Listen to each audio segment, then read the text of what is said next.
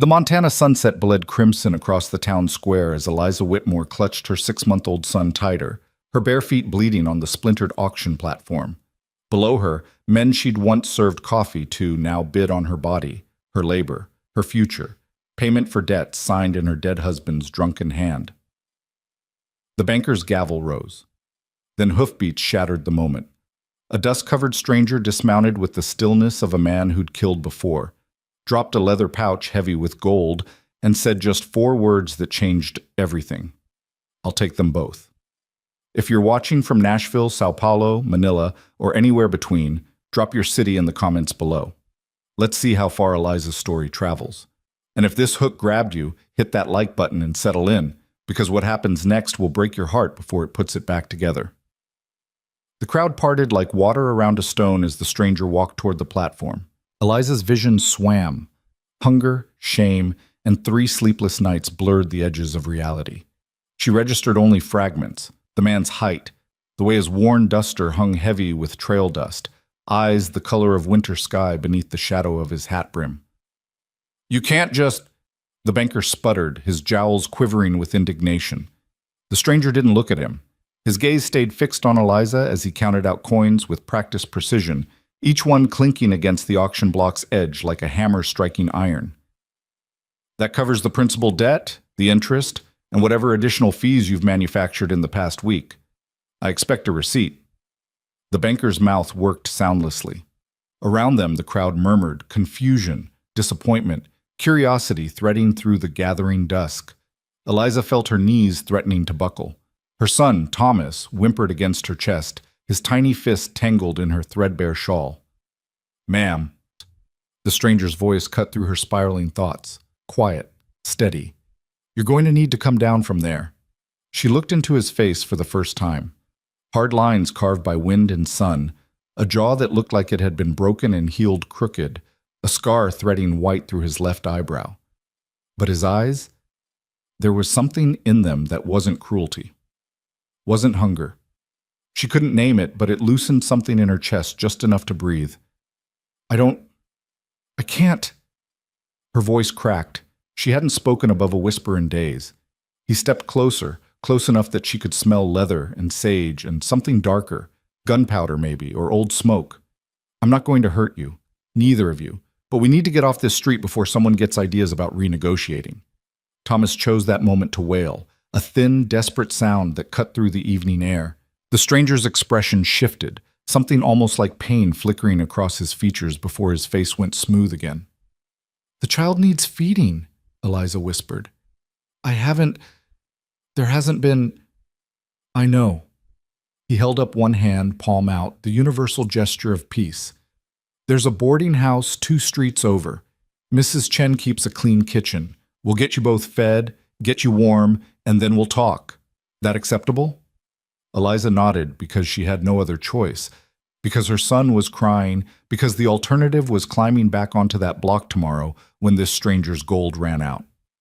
She let him guide her down the steps, his hand steadying her elbow with a gentleness that felt foreign after weeks of rough handling. The crowd dispersed slowly, reluctantly, like scavengers denied a kill. She felt their eyes tracking her progress down the main street, felt the weight of their judgment and speculation. The stranger walked beside her, not touching, but close enough that his presence formed a barrier between her and the stairs. Mrs. Chen's boarding house sat at the edge of town where the buildings gave way to open prairie. The proprietor, a small woman with steel-gray hair and eyes that missed nothing, took one look at Eliza and Thomas before turning her sharp gaze on the stranger. Caleb Mercer. Not a question, a statement weighted with history. "Ma'am." He removed his hat, and Eliza noticed for the first time that his dark hair fell past his collar, tied back with a leather cord. "Need a room for the night, 2 beds, and whatever food you can spare." Mrs. Chen's eyes narrowed. "You bring trouble to my door?" "No, ma'am. Brought someone who needs shelter. That's still something you provide?" A long moment passed. Then Mrs. Chen stepped aside. "Upstairs, 2nd door. Water's heating. I'll send food up in 20 minutes. She looked at Eliza, and her expression softened fractionally. "Child looks hungry. I've got goat's milk that's fresh." Eliza's eyes burned. Thank you. The room was small but clean, two narrow beds separated by a washstand, a single window overlooking the darkening prairie. Caleb set his saddlebags in the corner and moved immediately back toward the door. Where are you going? The question escaped before Eliza could stop it, and she hated the fear in her own voice. He paused with his hand on the doorframe. Giving you privacy. I'll be downstairs. Lock this behind me. Wait. She shifted Thomas to her other hip, the baby's crying fading to exhausted hiccups. I don't understand what's happening. Why you... Caleb turned back, and in the dim light from the single lamp, his face looked older, tired. Your husband, James Whitmore. I knew him, long time ago. Eliza's breath caught. You knew James? Rode together for a while. Before he came to Montana. Caleb's jaw tightened. Before he decided gambling was easier than ranching. He never mentioned you? No. Expect he wouldn't have. Something like regret crossed his features. Man, I knew back then he had potential. Good with horses, good with his hands, but he had demons, and I should have done more. Should have seen it coming. Seen what coming? The drinking, the cards, the way he'd bet everything on a bad hand because he thought his luck was about to turn. Caleb's voice went flat, factual. I heard about what happened, heard he'd died owing money, heard his widow was left holding the debt. Eliza felt something hard and sharp lodge in her throat. You came because you felt guilty. I came because James once pulled me out of a canyon when my horse went lame and I was half dead from a bullet wound. He could have left me, could have taken my gear and my horse and saved himself a week's trouble. But he didn't. Caleb met her eyes. So no, ma'am. I didn't come out of guilt. I came to pay a debt. Thomas whimpered, drawing both their attention. Caleb's expression shifted again, that same fleeting pain Eliza had noticed earlier. How old? He asked quietly. 6 months, almost 7. He nodded slowly. Boy needs his mother fed. I'll send Mrs. Chen up with that milk. He stepped into the hallway, then paused. Lock the door, Mrs. Whitmore, and try to sleep. We've got a long ride ahead of us. Then he was gone, his boots echoing down the stairs. Eliza stood frozen for a long moment before her shaking hands managed to turn the lock. She sank onto the nearest bed, Thomas still clutched against her chest, and finally, let herself cry. The food came as promised. Hot stew thick with vegetables and meat, fresh bread still warm from the oven, goat's milk in a clean bottle with a cloth nipple Mrs. Chen had fashioned from boiled cotton. Eliza ate mechanically, each bite feeling like swallowing stones, while Thomas nursed the milk with desperate efficiency. She should feel relieved, grateful. Instead, she felt hollowed out, like something essential had been carved from her chest and left a cavity that echoed with every breath. James was dead, had been dead for 3 weeks, and she'd barely had time to mourn before the creditors descended. The man she'd married at 19, the father of her child, reduced to a list of debts and broken promises. And now this stranger, this Caleb Mercer, had appeared like something from a fever dream, paying off debts that weren't his, claiming obligations to a dead man's memory. She didn't trust it, couldn't trust it. Men didn't help women without expecting something in return. That was a truth she'd learned long before James had drunk himself into an early grave. Thomas fell asleep in her arms, milk-drunk and finally quiet. Eliza cleaned him with water from the washstand, marveling at how much weight he'd lost, how his ribs showed through skin that had once been plump and healthy. Guilt crashed over her, wave after wave of it. She'd failed him, failed to protect him from his father's choices, failed to feed him properly, failed to keep them both safe. She laid him carefully in one of the beds, building a barrier of rolled blankets to keep him from rolling off the edge. Then she moved to the window, looking out at the vast darkness of the prairie beyond the town's edge. Somewhere out there was Caleb Mercer's ranch. The high country, he'd called it, remote, isolated. She'd be completely dependent on him, completely at his mercy. The thought made her skin crawl even as exhaustion pulled at her bones. But what choice did she have? Return to town and watch them auction her off again? Try to make it alone with an infant in a territory that swallowed strong men whole? At least with Caleb, she had, what? A debt owed to a dead man. A stranger's word that he wouldn't hurt her. It was thin comfort, but it was all she had.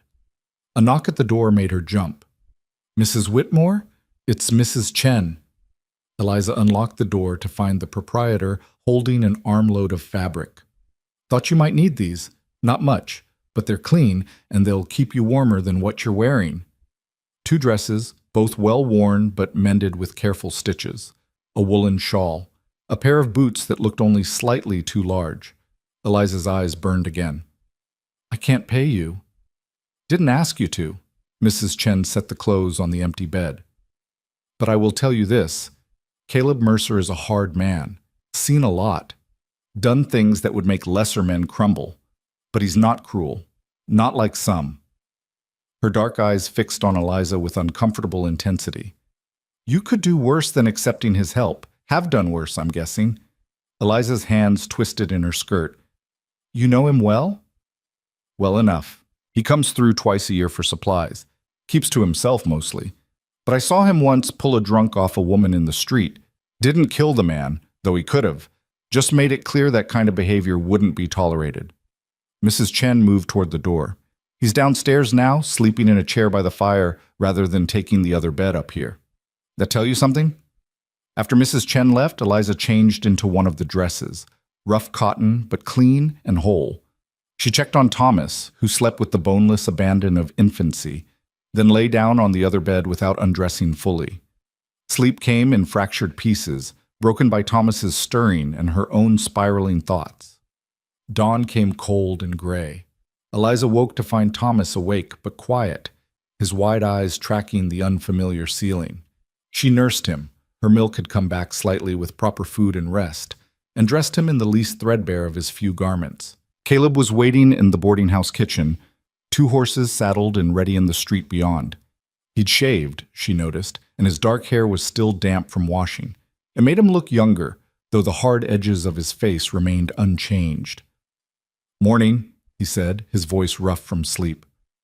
"Mrs. Chen packed food for the journey. 3 days' worth, if we're careful." 3 days? Eliza's stomach dropped. "Your ranch is 3 days from here?" "In good weather. Could be 4 if we hit storms." He poured coffee from a tin pot, handed her a cup without asking if she wanted it. "High country, good grazing, plenty of water, but not close to anything. That a problem?" Everything about this was a problem, but Eliza wrapped her hands around the coffee's warmth and said, "No, it's not a problem." His eyes, gray in the morning light, studied her face. "You're a terrible liar, Mrs. Whitmore." "I'm alive. My son is alive. That's more than I could say 2 days ago." She sipped the coffee, bitter and strong. "When do we leave?" "Soon as you're ready." Ready, as if she could ever be ready for this, riding into the wilderness with a stranger, trusting him with her life and her child's life because she had no other options. But Eliza had learned something in the weeks since James's death. Survival didn't require readiness. It only required the will to keep breathing through whatever came next. Mrs. Chen appeared with a canvas pack. "Food, clean cloths for the baby, herbs for fever, in case." She pressed the pack into Eliza's hands. "And this." A small knife, sharp and well-maintained in a leather sheath. "Keep it close." Eliza met the older woman's eyes and understood. Not for cooking, for protection. Against wild animals, against men, against whatever might come in the dark spaces between towns and civilization. "Thank you," she whispered. Caleb had rigged a sling across his chest, leather and canvas, surprisingly well crafted. "For the child," he said, not quite meeting Eliza's eyes. "Leaves your hands free for riding. He'll stay warmer against body heat." The care in that gesture, the thought behind it, made Eliza's throat tighten. She transferred Thomas into the sling, settling him against Caleb's broad chest. The baby looked impossibly small against the man's frame, but Thomas seemed content, his tiny fist gripping Caleb's shirt. "He trusts you," Eliza said, surprised. "Children and horses, they know things adults forget." Caleb adjusted the sling with careful hands. "Ready?" The ride began in silence. Eliza sat astride her horse, a sturdy mare with kind eyes, and tried not to think about how long it had been since she'd ridden, how her body ached from the previous day's ordeal. The town fell away behind them, and with it the last vestiges of civilization. The prairie stretched endless in every direction, broken only by distant ridges and the occasional stand of cottonwoods marking a water source. The sky arced overhead, impossibly vast, the kind of sky that made a person feel both infinite and insignificant. They rode steadily north, stopping only to water the horses and let Eliza nurse Thomas. Caleb kept a careful distance during these breaks, turning his back without being asked, giving her privacy she hadn't expected. By midday, the flatlands began to give way to rolling hills. By afternoon, those hills had grown into foothills, and ahead Eliza could see mountains rising like broken teeth against the horizon. "That's where we're headed," Caleb said, the first words he'd spoken since morning. "High valley between those two peaks, good shelter from winter storms. Creek runs year-round." "Sounds isolated." "It is." No apology in his tone. "Nearest neighbor is 2 days' ride. Nearest town is what we just left. You'll be alone most of the time, except for me and whatever hands I hire for roundup." Eliza absorbed this. Alone. Isolated. Dependent entirely on this man's word and whatever mercy he chose to show. "Why ranching?" she asked, more to break the silence than from real curiosity. "Why not something else? Something easier?" Caleb was quiet for so long she thought he wouldn't answer. Then, "Tried something else. Didn't take. Ranching is honest work. Animals don't lie. Weather doesn't pretend to be something it's not. You work hard, you might make it. You don't, you die. Simple. And if I can't work hard enough? If I'm not useful enough to justify keeping around?" He turned in his saddle to look at her fully. "You think I'd turn you out? Send you back? I think men's promises are worth exactly as much as the situation allows. When things get hard, when I become more burden than help, I think your sense of obligation to a dead man might not seem as binding as it does right now." Something shifted in his expression, anger, maybe, or respect. "Fair enough. You don't know me. Got no reason to trust me. But I'll tell you this, and you can believe it or not. I don't go back on my word. Ever. I said I'd clear your debt, and I did. Didn't say anything about you earning your keep or proving your worth. You and the child need shelter. You've got it. Simple as that." "Nothing's that simple." "No," Caleb agreed quietly. "I suppose it's not." They camped that night in a shallow ravine sheltered from the wind. Caleb built a fire with practiced efficiency, his movements economical and sure. He heated water for Thomas's milk, cooked salt pork and beans over the flames, and built up the fire high before settling on the opposite side from where Eliza sat with the baby. "You should sleep," he said, his face shadowed by firelight. "I'll keep watch." "You need sleep too." "I'm used to it." "You're not." He pulled his rifle across his lap, checked the load with hands that moved too fast to track. "Besides, there's wolves up here. Maybe worse. Better if one of us stays alert." Eliza wanted to argue, but exhaustion pulled at her like a physical weight. She wrapped herself and Thomas in the blankets Caleb had provided, lay down with her back to the fire's warmth, and closed her eyes. Sleep came in fragments again, broken by Thomas's stirring and the sounds of the night. Wind through grass, horses shifting, the crack and pop of the fire.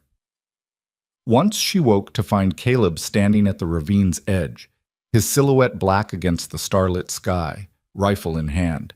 He stood so still he could have been carved from stone, watching the darkness with the patience of a man who'd spent years learning to see what others missed. Morning came with frost on the ground and their breath visible in the air. Caleb had coffee ready, along with the last of Mrs. Chen's bread. "Long day ahead," he said, handing Eliza a tin cup. "We'll make the foothills by dark if we push." They rode through country that grew progressively wilder.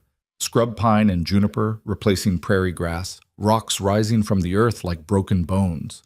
The air thinned, making Eliza's lungs work harder. Thomas fussed periodically, unsettled by the altitude or the constant motion, but Caleb seemed to have endless patience, adjusting his pace to give the baby time to settle. Late afternoon brought the first real test, a stream swollen from mountain runoff, running too fast and too deep to ford safely. Caleb studied the water with a frown. "Going to have to go upstream, find a narrower crossing." They followed the stream for nearly an hour before finding a spot where fallen trees created a natural bridge. Caleb dismounted, tested the logs with his weight, then looked back at Eliza. "I'll take the horses across one at a time. You and Thomas wait here." "What if the logs give way?" "Then I get wet." He untied his saddlebags, carried them across the logs with the casual balance of a man who'd done this before. Then he came back for the horses. Eliza watched him lead her mare across first, murmuring low words she couldn't hear, one hand on the horse's neck to keep her calm. The mare's hooves slipped once on the wet bark, and Eliza's heart stopped, but Caleb steadied her with nothing but his voice and his presence. His own horse followed more easily, trusting its rider's judgment even as water rushed just inches below the makeshift bridge. When both horses stood safely on the far bank, Caleb came back for Eliza and Thomas. "Give me the baby," he said, holding out his arms. Every instinct screamed at Eliza to refuse. But Thomas was exhausted, and the crossing looked treacherous even without an infant in her arms. She transferred her son into Caleb's keeping, watched the man settle Thomas against his chest with the same careful precision he'd shown that morning. "Now you," Caleb said, "take my hand. Don't look at the water." His hand was warm, calloused, the grip firm without being tight. Eliza stepped onto the logs and felt them shift beneath her weight. Her breath hitched. "Eyes on me," Caleb said, his voice cutting through her panic. "Not the water, just me. One step at a time." She focused on his face, the gray eyes, the scar through his eyebrow, the set of his jaw. Focused on the pressure of his hand in hers, the way he moved backward across the logs without ever looking down, trusting his feet to find purchase. Step by step, they crossed, and when Eliza's boots hit solid ground on the far side, her knees nearly buckled. "You did good," Caleb said quietly, already transferring Thomas back to her arms. "Real good." They made camp as darkness fell, in a stand of pines that broke the wind. Caleb shot a rabbit, skinned and cooked it, while Eliza fed Thomas and tried to stop shaking from adrenaline and exhaustion. "One more day," Caleb said as they ate. "Maybe less if we make good time." "And then what?" The question came out sharper than Eliza intended. "We get to your ranch and then what? What exactly do you expect from me?" He was quiet for a long moment, firelight playing across his features. "Expect you to heal. Expect Thomas to grow. Beyond that?" He shrugged. "Haven't thought that far." "You brought us all this way without a plan."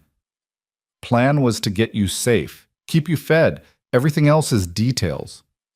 "Details," Eliza repeated flatly. "I'm a widow with an infant and no money and no skills that translate to survival out here. Those aren't details.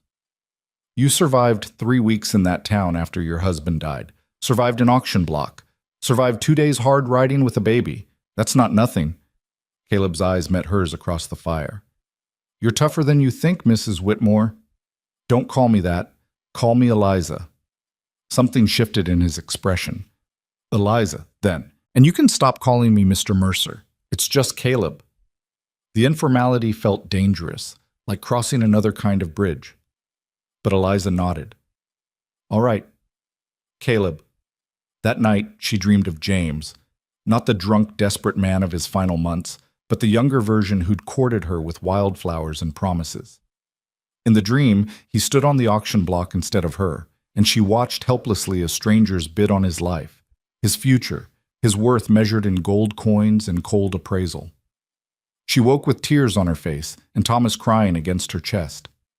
Across the dead fire, Caleb sat upright, rifle across his knees, watching the darkness. He didn't turn when she stirred, didn't acknowledge her tears, just kept his vigil, a silent sentinel between them and whatever waited in the night. The third day's ride took them higher into the mountains.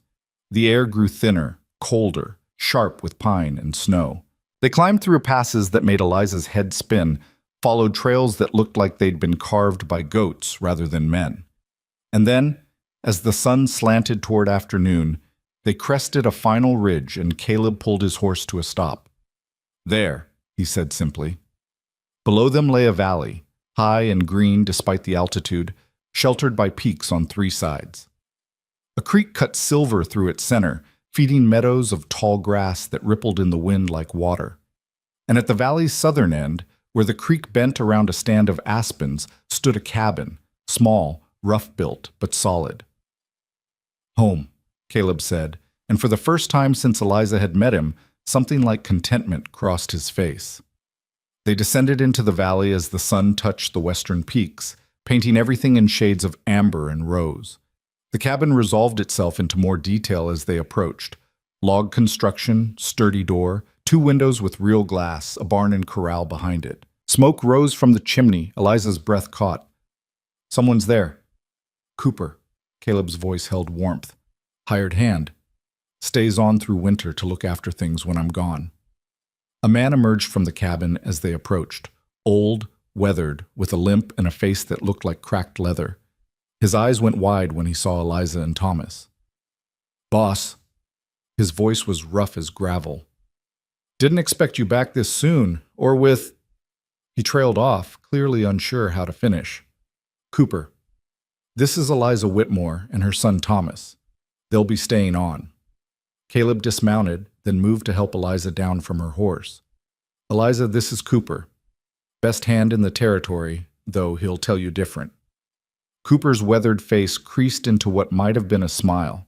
"Ma'am, little one." He looked at Caleb. "Staying on, you say?" "That's right." A long look passed between the two men, some communication Eliza couldn't decode. Then Cooper nodded slowly. "Best get you settled then." "Got a fire going, beans on. Not much, but it's warm." The cabin's interior was spare but clean. One large room with a stone fireplace, a rough table and chairs, a rope bed in one corner covered with thick furs and wool blankets. A ladder led up to a loft. The walls were chinked tight against drafts, and the floor was solid planking rather than packed earth. Eliza stood in the middle of the room, Thomas heavy in her arms, and tried to process that this was now her life. This cabin, this valley, this vast isolation broken only by 2 men and an infant. "You take the bed," Caleb said from behind her. "I'll sleep in the loft." "That's not negotiable." His tone was flat, final. "You need proper rest. So does Thomas. Loft's fine for me." Cooper brought in their things, then retreated to the barn with obvious tact. Eliza sank onto the edge of the bed, exhaustion crashing over her in waves. 3 days of riding. 3 days of fear and uncertainty and forced trust. She wanted to cry or scream or laugh hysterically at the sheer impossibility of her situation. Instead, she looked up at Caleb, who stood near the door like he wasn't sure whether to stay or go. "Thank you," she said quietly. "For all of it." He shook his head. "Don't thank me yet. Winter's coming. It's hard up here, harder than you're prepared for." "Then I'll learn." Something flickered in his eyes, surprise maybe, or respect. "Yes," he said slowly, "I believe you will." That first night in the valley, Eliza barely slept. Every creak of timber settling, every gust of wind against the cabin walls, every distant call of a night bird pulled her back from the edge of unconsciousness. Thomas, by contrast, slept deeply for the first time in weeks, his small chest rising and falling with the steady rhythm of true rest. She watched him in the firelight, counting his breaths, trying to believe they were really here, really safe. Morning came gray and cold. Eliza woke to find Caleb already gone, and the cabin empty except for Cooper, who stood at the stove frying salt pork. "Boss is out checking the herd," the old man said without turning. "Left before dawn. Coffee's hot if you want it." Eliza eased out of bed, careful not to wake Thomas. Her body ached in places she'd forgotten existed, muscles protesting 3 days of hard riding after weeks of near starvation. She poured coffee with shaking hands and stood near the fire's warmth. "How long have you worked for him?" she asked. Cooper's scarred hands never paused in their work. "Going on 7 years now. Came up here broken and half dead. Boss gave me work when no one else would." "Why wouldn't anyone else hire you?" "Took a bullet in the hip during the war. Left me with this limp.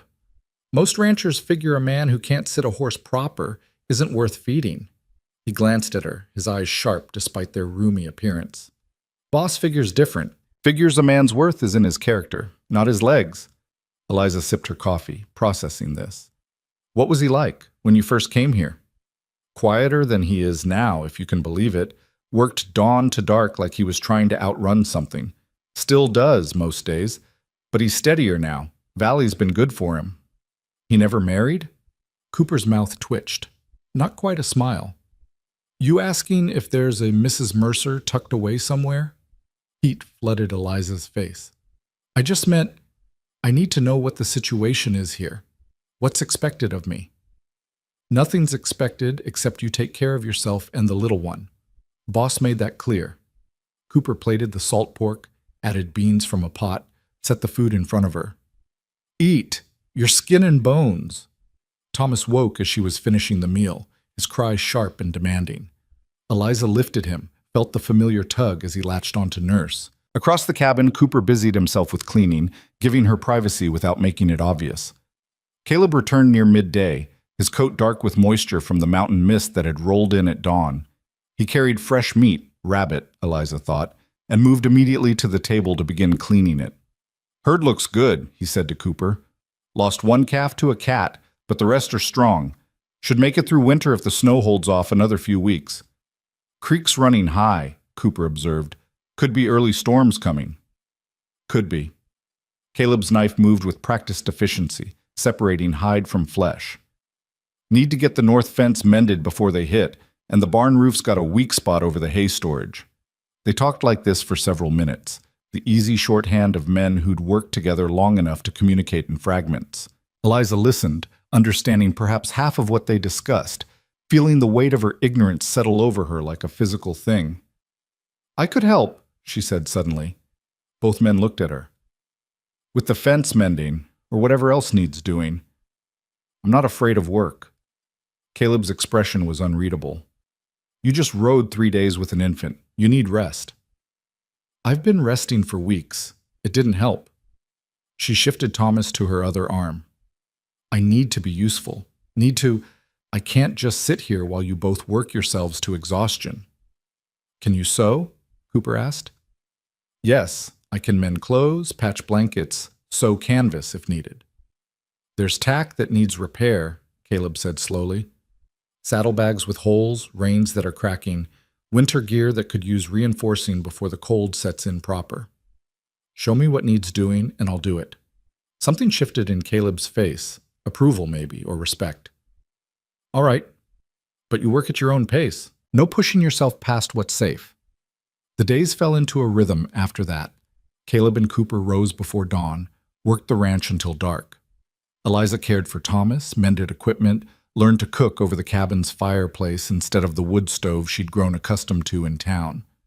The work was endless but clean, honest labor with visible results. She watched Caleb when he didn't know she was looking, watched the way he moved through the world with careful economy, never wasting motion or words. Watched how gentle his hands were when he helped her carry water from the creek, how patient when teaching her to bank the fire properly for overnight burning. He kept his distance, always, maintaining a physical separation that felt both respectful and lonely. Thomas grew stronger daily, his cheeks filling out, his cries becoming more robust. He'd begun to smile.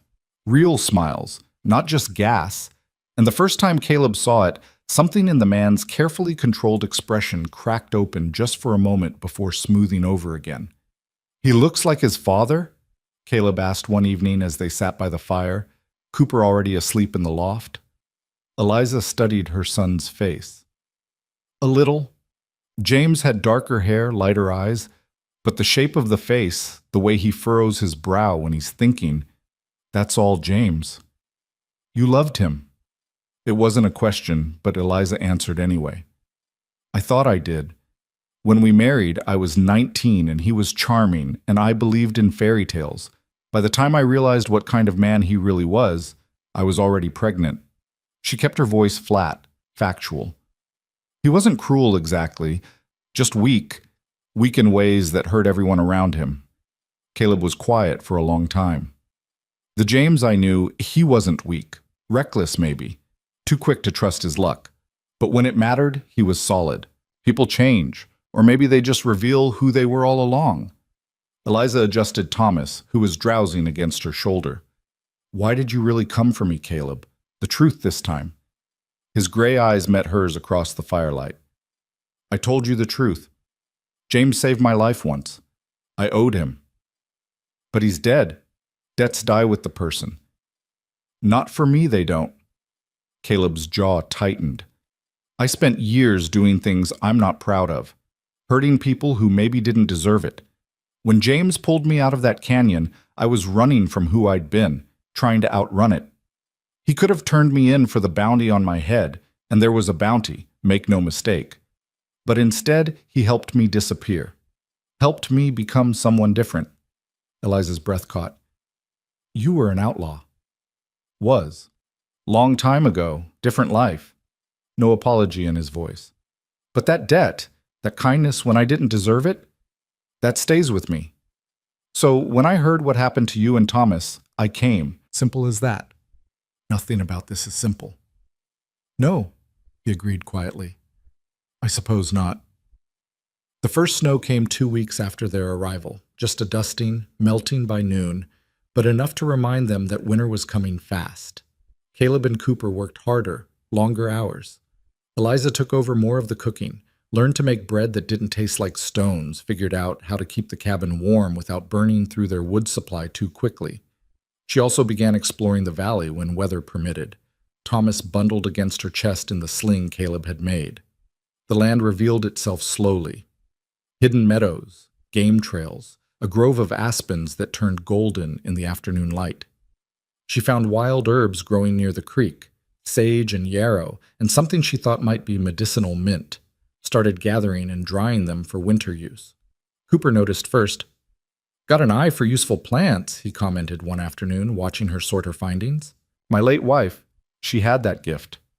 Could walk through country and come back with enough to stock an apothecary. Your wife was a healer. Among other things, passed near 20 years ago now, cholera. His weathered face went distant. Boss doesn't know this, but that's why I came up here. Couldn't stand being in places that reminded me of her. Valleys far enough from everything that the memories don't hurt so sharp. Eliza understood that, the need for distance from pain. Do you ever regret it? Coming so far from civilization? Some days? When my hip aches and there's no doctor within 3 days' ride. When winter sets in and you go weeks without seeing another soul. He paused. But mostly no. Out here, you get to be who you are without everyone watching, judging. That's worth something. That night, Eliza asked Caleb about the valley's history. They sat at the table after supper, Cooper already retired to the loft, Thomas sleeping in the rope bed. Bought it 5 years ago from a prospector who'd given up looking for gold, Caleb said, his hands wrapped around a tin cup of coffee. He'd built the cabin, started the herd, but the isolation got to him. Went crazy, started seeing things that weren't there, sold out for almost nothing and headed back to civilization. Doesn't that worry you, that the isolation might do the same? I'm already half crazy, Eliza. Valley can't make me something I'm not. He said it lightly, but something in his eyes suggested truth beneath the humor. Besides, I'm not alone. Got Cooper, got the cattle, got... He trailed off. Got what? Nothing, just talking. But Eliza saw the way his gaze flickered toward where she sat, then away again, quick as lightning. Saw something in his expression that made her chest tighten with an emotion she couldn't name and didn't want to examine. The weather turned properly cold in early November. Frost came hard and stayed, painting the windows with elaborate ice crystals, turning the creek's edges to glass. Caleb and Cooper brought the herd down from the high meadows, closer to the barn where they could be watched and fed through the coming months. Eliza stood at the cabin window one afternoon, watching Caleb work with a young bull that had gotten separated from the herd. The animal was scared, aggressive, lashing out with horns that could gut a man. But Caleb approached with infinite patience, voice low and steady, movement slow and non-threatening. It took an hour, but eventually the bull calmed, allowed itself to be led back to the others. He's got a gift with frightened things, Cooper said from behind her. Animals, people. Knows how to make them feel safe without making them feel trapped. Is that what he's doing with me? The question escaped before Eliza could stop it. Cooper's chuckle was dry as winter grass. That what you think? That you're a project to him? I don't know what I am. A debt repaid, a responsibility. I don't know. Why don't you ask him? Because asking meant acknowledging that it mattered. That somewhere in the past weeks, Caleb had become more than just her rescuer. He'd become the steady presence that made mornings bearable, the quiet voice in the evening that eased her nightmares, the man whose rare smiles felt like gifts. The storm hit 3 days later, a true mountain blizzard that descended with terrifying speed. Eliza had been outside hanging laundry when the wind shifted, when she looked up to see the sky gone white with approaching snow. She barely made it back to the cabin before the world disappeared. For 2 days, they were trapped inside. Snow piled against the door, the windows, buried the world in white silence. Caleb kept the fire burning, rationed their food carefully. Cooper told stories from his youth, tall tales about the war, about buffalo hunts, about rivers that ran backward and mountains that moved in the night. Thomas grew fussy in the close quarters, picking up on everyone's tension. Eliza walked him back and forth across the cabin's length, singing songs her mother had taught her, feeling the walls press in. On the second night, Caleb took Thomas from her arms. "Sleep," he said firmly. "I've got him." Too exhausted to argue, Eliza collapsed onto the bed. She woke hours later to find Caleb sitting by the fire, Thomas cradled in his arms, both of them asleep. The man's hard face had softened in sleep, vulnerability showing through the cracks in his armor. Her son's tiny hand rested against Caleb's chest, right over his heart. Something twisted in Eliza's chest, painful and sweet at once. This man who'd bought her freedom, who'd brought her to this remote valley, who kept his distance so carefully during the day. He held her son like he was precious, like he mattered. She rose quietly, moved to stand beside them. Up close, she could see details she'd missed before. The silver threading through Caleb's dark hair, the fine scars on his hands, the way his breathing had synchronized with Thomas's. A protector, a guardian, not just of her, but of her child. Caleb's eyes opened, instantly alert. "Eliza, you should be asleep. So should you." They looked at each other across the small space, Thomas sleeping between them. The fire crackled. Outside, wind howled against the cabin walls. Inside, warmth, safety, something else that Eliza couldn't name. "Thank you," she whispered, "for all of it, for giving us a chance." Caleb's expression shifted, something raw and unguarded flashing across his features before he locked it down. "You don't owe me thanks." "Yes, I do. You saved us, both of us. You saved yourselves. I just provided the means." He stood carefully, transferred Thomas back to her arms. Their hands brushed in the exchange, and Eliza felt the contact like electricity. "Storm should break by morning. We'll need to dig out." He retreated to the loft before she could respond, leaving Eliza standing by the fire with her sleeping son and a heart that had started beating in a new, unfamiliar rhythm. The storm did break, revealing a world transformed. Snow reached halfway up the cabin walls, buried the barn's door, turned the valley into an alien landscape of white and shadow. They spent 2 days digging out, creating paths between buildings, hauling feed to the cattle who stood in patient clusters waiting for humans to remember them. Eliza helped where she could, her hands growing raw from handling the shovel, her back aching from the unfamiliar labor. But she pushed through because sitting idle made her feel useless, made her remember the auction block and helplessness and everything she'd left behind. Cooper watched her with something like approval. "You're tougher than you look, Mrs. Whitmore." "Stop calling me Mrs. Whitmore. It's just Eliza." "All right then, Eliza. You're tougher than you look." That night, her hands cramped so badly she couldn't hold a spoon. Caleb noticed immediately, took the bowl from her shaking grip without comment. He returned minutes later with a tin of salve that smelled like pine and something medicinal. "Give me your hands." Eliza hesitated, then extended her raw, reddened palms. Caleb's touch was gentle as he worked the salve into her skin, his calloused fingers moving with practiced care. The intimacy of it made her breath catch. His bent head, the concentration on his face, the warmth of his hands on hers. "You don't have to prove anything," he said quietly, not looking up. "Not to me. Not to Cooper. Not to yourself. I have to be useful. Have to earn my place here. Your place is already earned. You're here because you belong here. Simple as that." His gray eyes lifted to meet hers.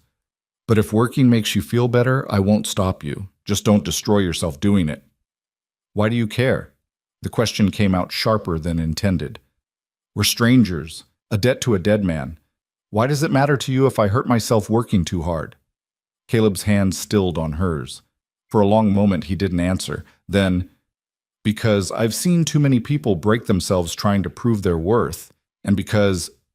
He trailed off, jaw tightening. Because what? Because you matter, Eliza. You and Thomas both. You matter to me. He released her hand, stood abruptly. That scare you? Yes. No. Maybe.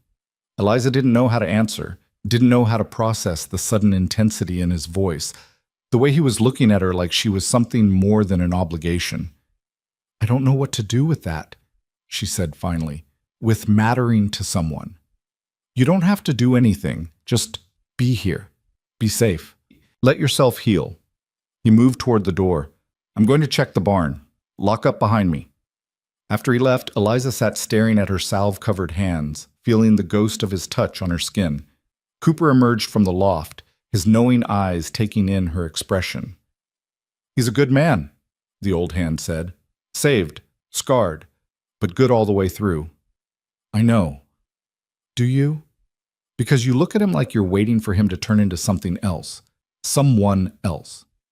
Eliza's throat tightened. Every man I've trusted has disappointed me. My father left. My husband drank himself to death and left me with nothing but debts. Why should Caleb be different? Maybe he won't be. Maybe he'll let you down same as the others. Cooper's weathered face was thoughtful. But maybe treating him like he's already failed you isn't fair to either of you. The words haunted Eliza through the following days. She watched Caleb work, watched how he treated the animals with patience and the land with respect and her with careful distance. Watched how he played with Thomas when he thought no one was looking, making faces that earned baby laughter, talking to her son like he was a person worth listening to. Winter deepened. Days grew shorter, colder. They fell into new rhythms. Morning chores, afternoon maintenance, evenings by the fire, where Cooper told stories and Thomas learned to roll over, and Caleb carved small wooden animals with hands that could be so gentle when they chose. One night, Thomas refused to sleep. He cried and fussed, nothing Eliza did helping. She walked him, nursed him, sang to him. Nothing worked. Exhaustion pulled at her, making her clumsy, making her want to cry along with her son. Caleb appeared beside her. Let me try. She handed over the baby with relief and collapse. Through half-closed eyes, she watched Caleb walk the cabin's length, his deep voice rumbling in a wordless rhythm. Thomas's cries faded to whimpers, then silence. Within minutes, the baby was asleep against the man's shoulder. How did you do that? Eliza whispered. Reminded me of something my mother used to do. Before... He didn't finish the sentence. Before what? Before everything went wrong. Caleb settled into the chair near the fire, still holding Thomas. I had a brother, younger, used to cry all night. Ma would walk him just like this, humming. It always worked. Eliza heard what he didn't say, the past tense, the weight in his voice. What happened to them? Cholera took Ma when I was 12. My brother didn't make it either. Pa wasn't the same after. Started drinking, got mean. I left soon as I was old enough. I'm sorry. Long time ago. But his voice held old grief, old scars that had never properly healed. Point is, I remember what it was like, being small and scared and needing someone to make the world feel safe. That's what Thomas needs, what you're giving him every day.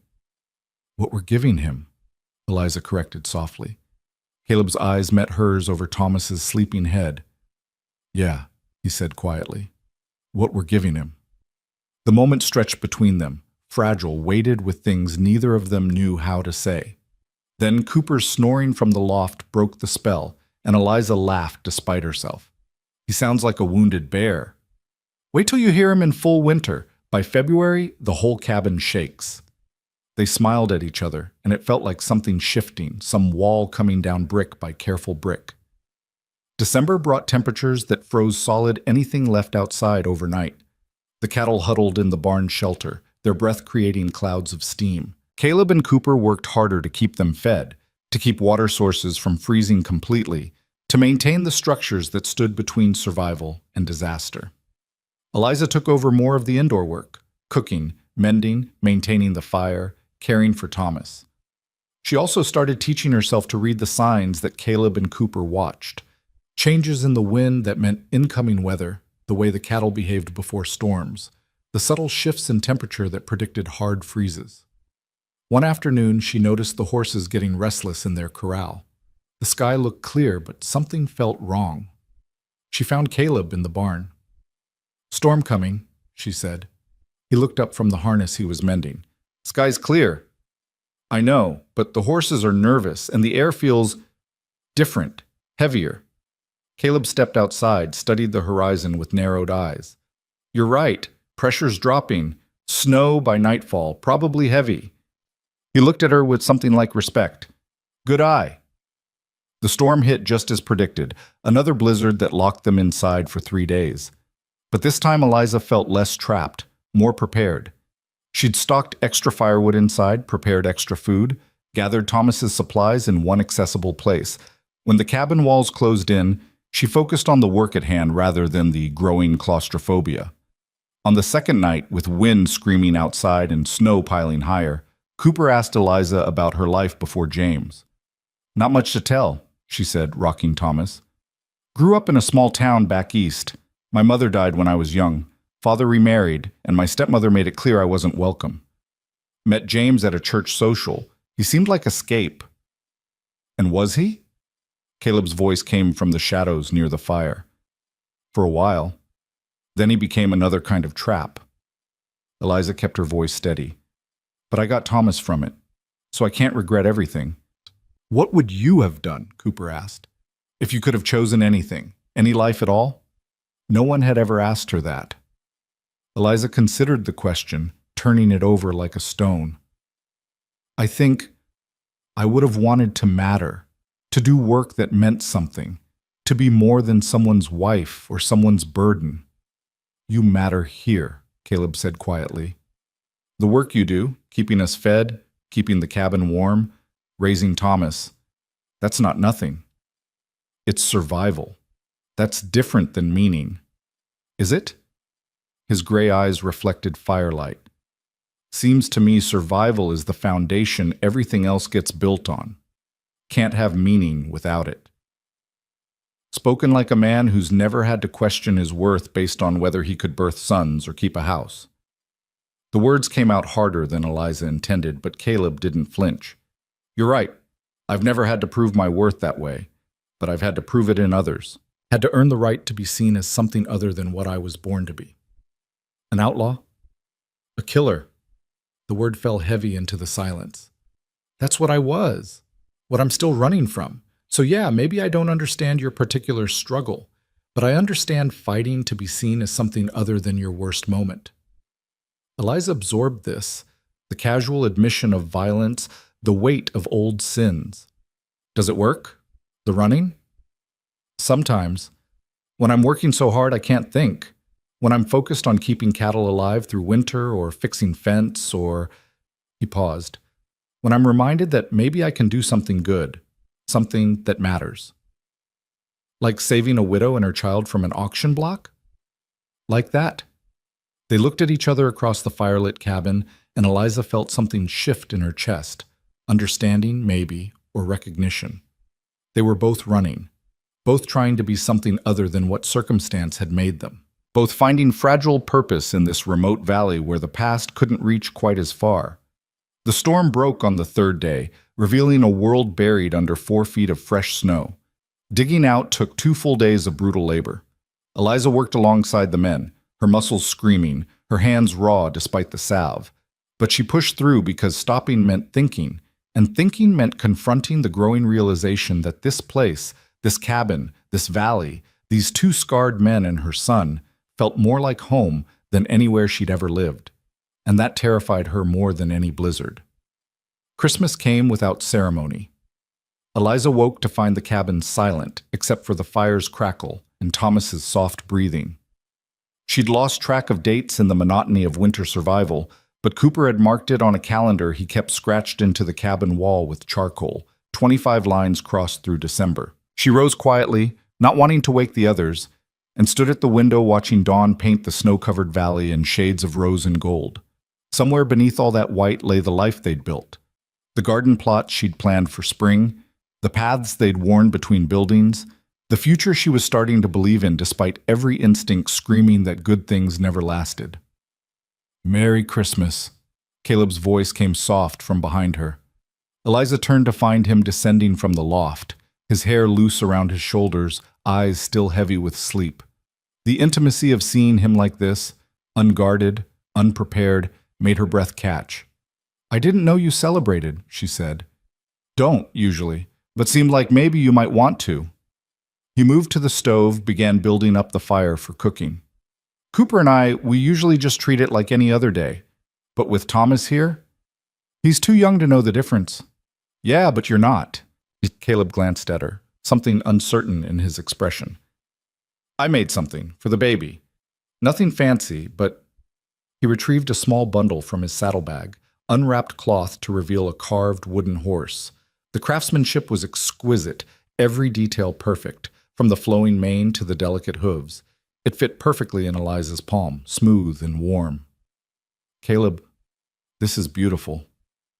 "Worked on it at night, when everyone was asleep." He rubbed the back of his neck, suddenly awkward. "Figured every boy should have a horse, even if it's just a toy." Eliza's eyes burned. The thought of him carving this in secret, spending hours on something purely for Thomas's future joy, undid something in her chest.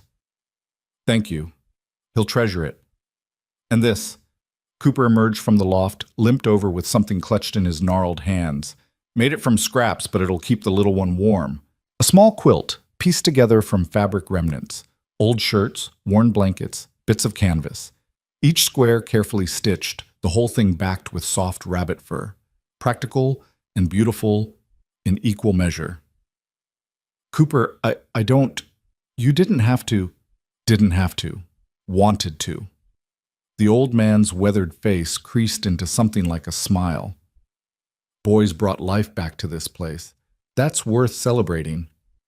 Eliza looked between them.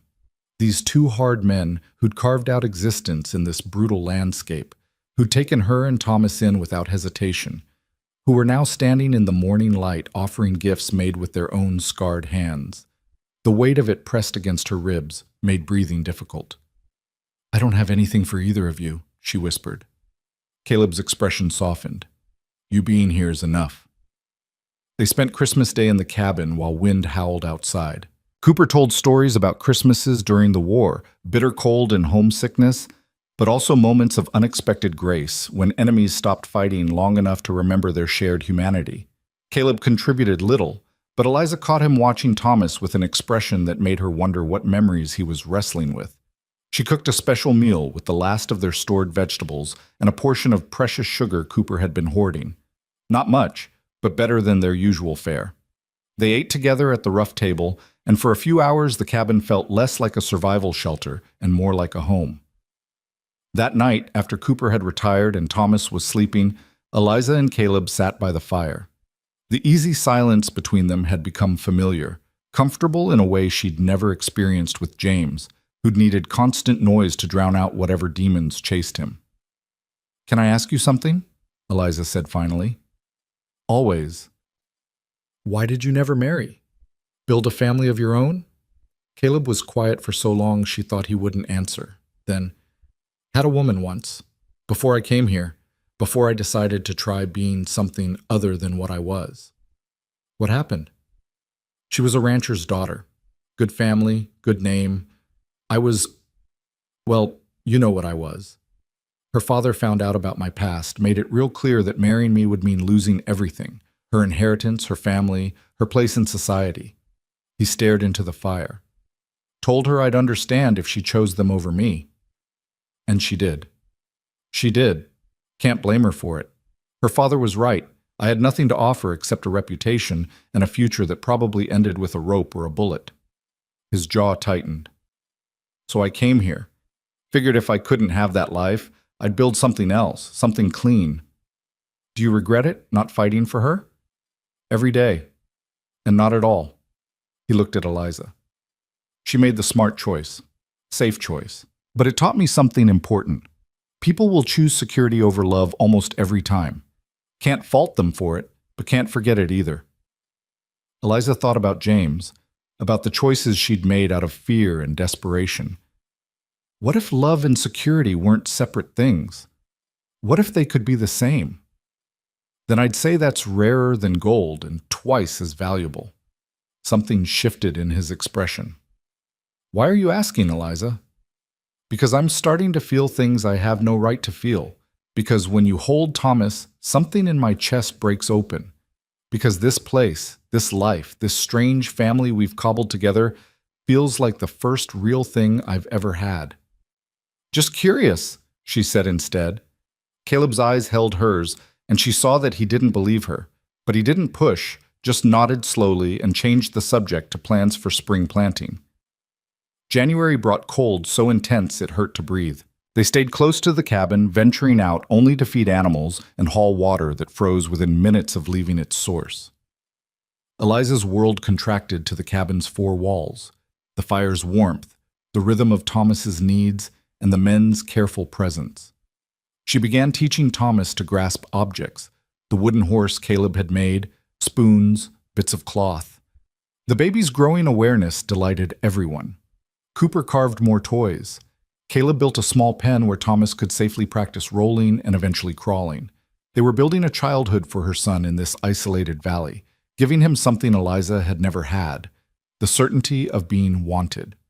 One particularly brutal night, the cabin's chimney began smoking badly, filling the room with acrid fumes. Caleb went up to clear it despite the dangerous cold and darkness. Eliza stood at the base of the ladder, heart in her throat, listening to him work on the roof while wind screamed and temperature dropped to levels that could kill in minutes. When he finally climbed back down, his face was white with cold, his hands nearly frozen. Eliza pulled him to the fire, rubbed warmth back into his fingers with desperate efficiency. "You could have died up there," she said, her voice shaking. "Chimney had to be cleared. We'd have suffocated otherwise. You could have waited until morning, until the storm passed. And risk the cabin filling with smoke while everyone slept?" He caught her hand, stilling their frantic movement. "Eliza, I'm fine." "You're not fine. You're half frozen, and you could have fallen, and we wouldn't have even known until morning when we found your body in the snow." "But I didn't fall. I'm here." This time. She pulled her hands free, wrapped her arms around herself. "What about next time? What happens to us if you die doing something reckless?" "Us?" Caleb's voice went quiet. "That what we are now? An us?" Eliza's breath caught. She'd said it without thinking, revealed something she hadn't fully acknowledged even to herself. "I just meant Thomas and I depend on you, on both of you. If something happened, nothing's going to happen." "You can't promise that. Nobody can." Her voice broke. "James promised me security and left me with debts. My father promised he'd always take care of me and then chose his new wife over his daughter. Everyone promises, Caleb, and everyone breaks those promises eventually." He stood, moved close enough that she could feel his warmth. "I won't." "You don't know that." "Yeah, I do, because I've spent my whole life breaking things, breaking people, breaking trust, breaking every good thing I ever touched, and I'm done with it." His gray eyes were intense in the firelight. "You and Thomas? You're the first thing I've tried to build instead of destroy, and I will do whatever it takes to keep you safe, both of you. That's not a promise I make lightly." Eliza looked up at him, this hard man with his scarred hands and violent past and unexpected gentleness. "Why us? Why do we matter so much to you?" "Because when I look at Thomas, I see a chance at something I thought I'd lost. A chance to be someone worth knowing. And when I look at you—" He stopped, jaw clenching. "When you look at me, what?" "I see someone strong enough to survive what should have broken them. Someone who keeps getting up no matter how many times the world knocks them down. Someone who makes me want to be better than I am." His hand lifted, almost touched her face, then dropped. "That scare you?" "Terrifies me." "Good. Means you're smart." He stepped back, putting safe distance between them again. Get some sleep, Eliza. Storm should break by morning. But Eliza couldn't sleep. She lay in the darkness with Thomas warm against her side, listening to the wind and the men's breathing from the loft, feeling the way her heart had started beating in a new rhythm. When had Caleb stopped being her rescuer and become something more? When had this cabin stopped feeling like temporary shelter and started feeling like the only place she wanted to be? February brought a thaw, brief, treacherous, melting snow just enough to create hidden ice beneath fresh powder. Cooper slipped on the barn steps, came down hard on his bad hip. The sound of his cry brought both Caleb and Eliza running. They got him inside, laid him on the rope bed while Eliza examined the damage. The hip wasn't broken, but it was badly wrenched. Cooper's weathered face went gray with pain. "I'm done," he gasped. "Hip's finally given out for good." "You're not done." Caleb's voice was firm. "You're hurt. There's a difference." "Can't work like this. Can't pull my weight." "Then you rest until you can." Eliza moved to prepare a poultice from the herbs she'd gathered and dried. "Nobody's asking you to work through an injury." But Cooper's expression held defeat. "I've been living on borrowed time since that bullet took my hip. Should have died in the war. Should have died a dozen times since. This is just the world catching up." "Stop talking like you're dying." Eliza's hands moved with practiced efficiency, mixing herbs into a paste. "You wrenched your hip. It'll heal." Over the next days, she proved it. She applied poultices, wrapped the joint with careful compression, made Cooper rest when he tried to push himself too hard. Caleb took over the old hand's work without complaint, running himself ragged to cover both their shares. Eliza picked up what she could, learning to feed cattle and break ice on water troughs while Thomas watched from his pen. The work was brutal, unrelenting. Eliza fell into bed each night so exhausted she barely had energy to nurse Thomas before sleep claimed her. Her hands grew rough as bark, her back a constant ache. But the ranch kept running. One evening, Cooper watched her collapse into a chair with Thomas. "You're tougher than I gave you credit for." "I'm surviving. Not the same as being tough." "Isn't it?" His eyes were sharp despite his pain. "You could have stayed soft, could have let Caleb and me do everything while you kept to the cabin. But you didn't. That's not survival. That's strength. Or stupidity. Sometimes they're the same thing." He shifted, wincing. "Can I ask you something? You planning to stay? After winter breaks and travel's possible again?" The question hit like a physical blow. Eliza hadn't let herself think that far ahead, hadn't confronted the reality that spring would mean choices. "I don't know." "You should think about it. About what you want." Cooper's weathered face was serious. "Because Caleb's getting attached. To Thomas, sure, but also to you. And if you're planning to leave once the snow melts, you should tell him now, before it gets harder." "I never asked him to get attached." "No, but you let him anyway. Let him hope." The old man's voice gentled. "I'm not saying you owe him anything. You don't. But he's a good man who's been alone a long time. Kindest thing you can do is be honest about your intentions." That night, Eliza lay awake wrestling with Cooper's words. What were her intentions? She had no money, no prospects beyond this valley. Leaving would mean returning to a world that had already proven it had no place for a widowed mother. But staying meant accepting that this was her life now. Isolated, dependent, bound to men who could change their minds about her worth at any moment. Except Caleb hadn't changed. Through months of winter hardship, through storms and injuries and the grinding difficulty of survival, he'd remained steady, constant. The thought of leaving him, leaving both of them, created an ache in her chest that had nothing to do with physical exhaustion. The answer came to her slowly, like dawn breaking over the mountains. She didn't want to leave. Not the valley, not the cabin, not the strange family they'd cobbled together. For the first time since James died, she felt like she belonged somewhere, like she mattered beyond what she could provide or produce.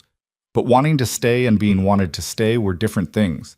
Caleb had offered shelter, not permanence, a debt repaid, not a future built.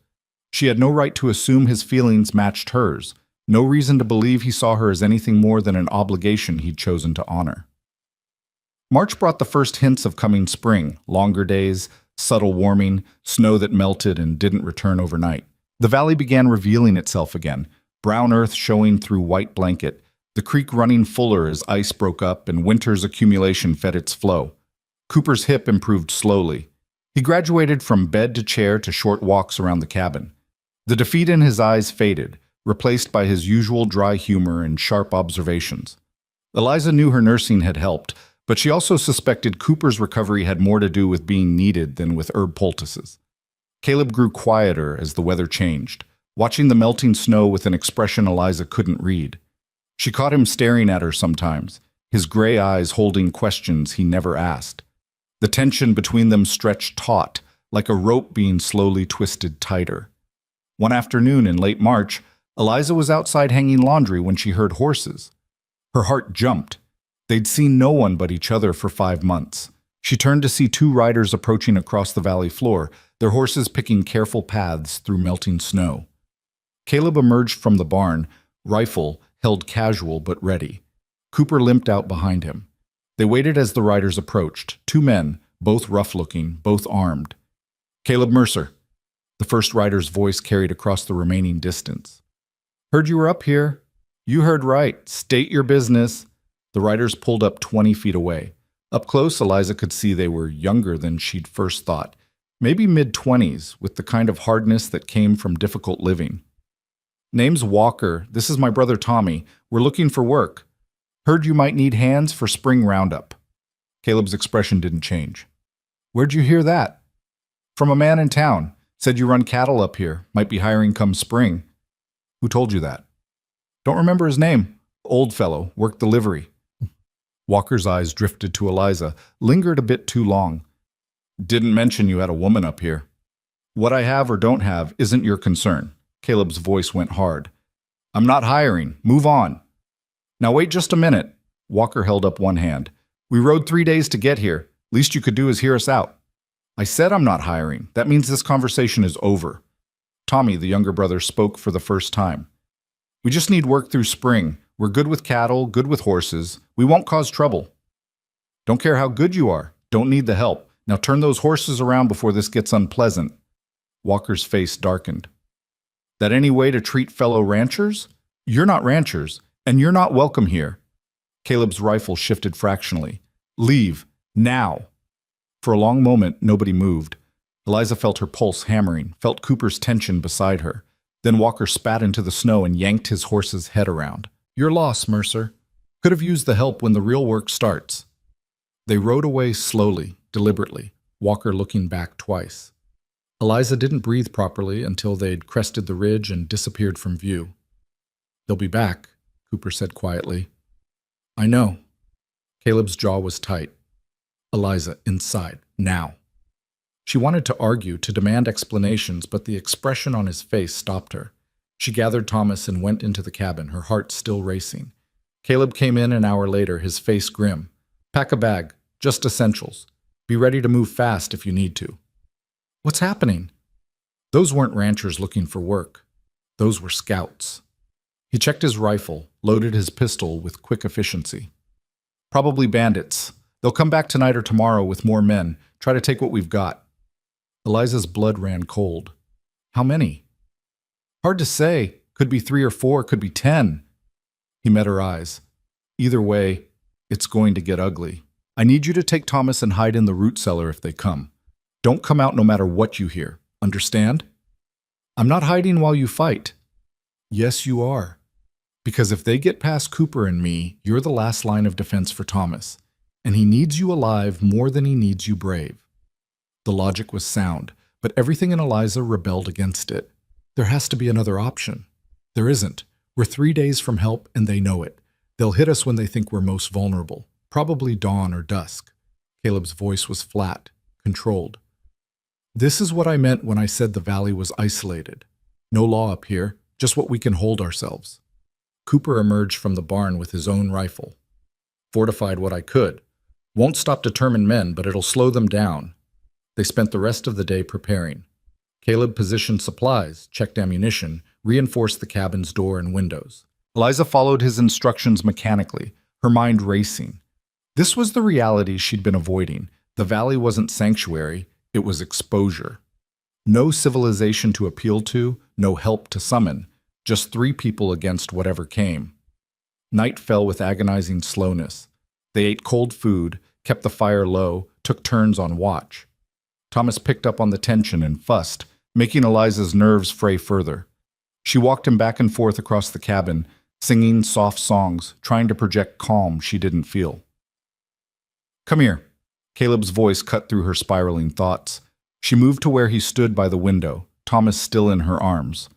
Caleb's hand came up to rest on her shoulder, steady, warm, grounding. "We're going to be all right," he said quietly. "I've survived worse odds than this. When you were an outlaw. When I was a lot of things." His gray eyes met hers.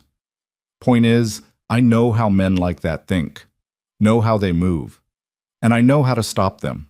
By killing them. If necessary." No apology in his tone. "You want me to feel bad about protecting what's mine? What's yours?" His hand tightened fractionally on her shoulder. "This valley, this cabin, you and Thomas and Cooper, all of it, mine to protect." The possessiveness in his voice should have scared her. Instead, it settled something in Eliza's chest, the certainty that he meant it, that he would fight with everything he had to keep them safe. "I don't want you to die for us," she whispered. "Then I won't die. Simple as that." He squeezed her shoulder once, then released her.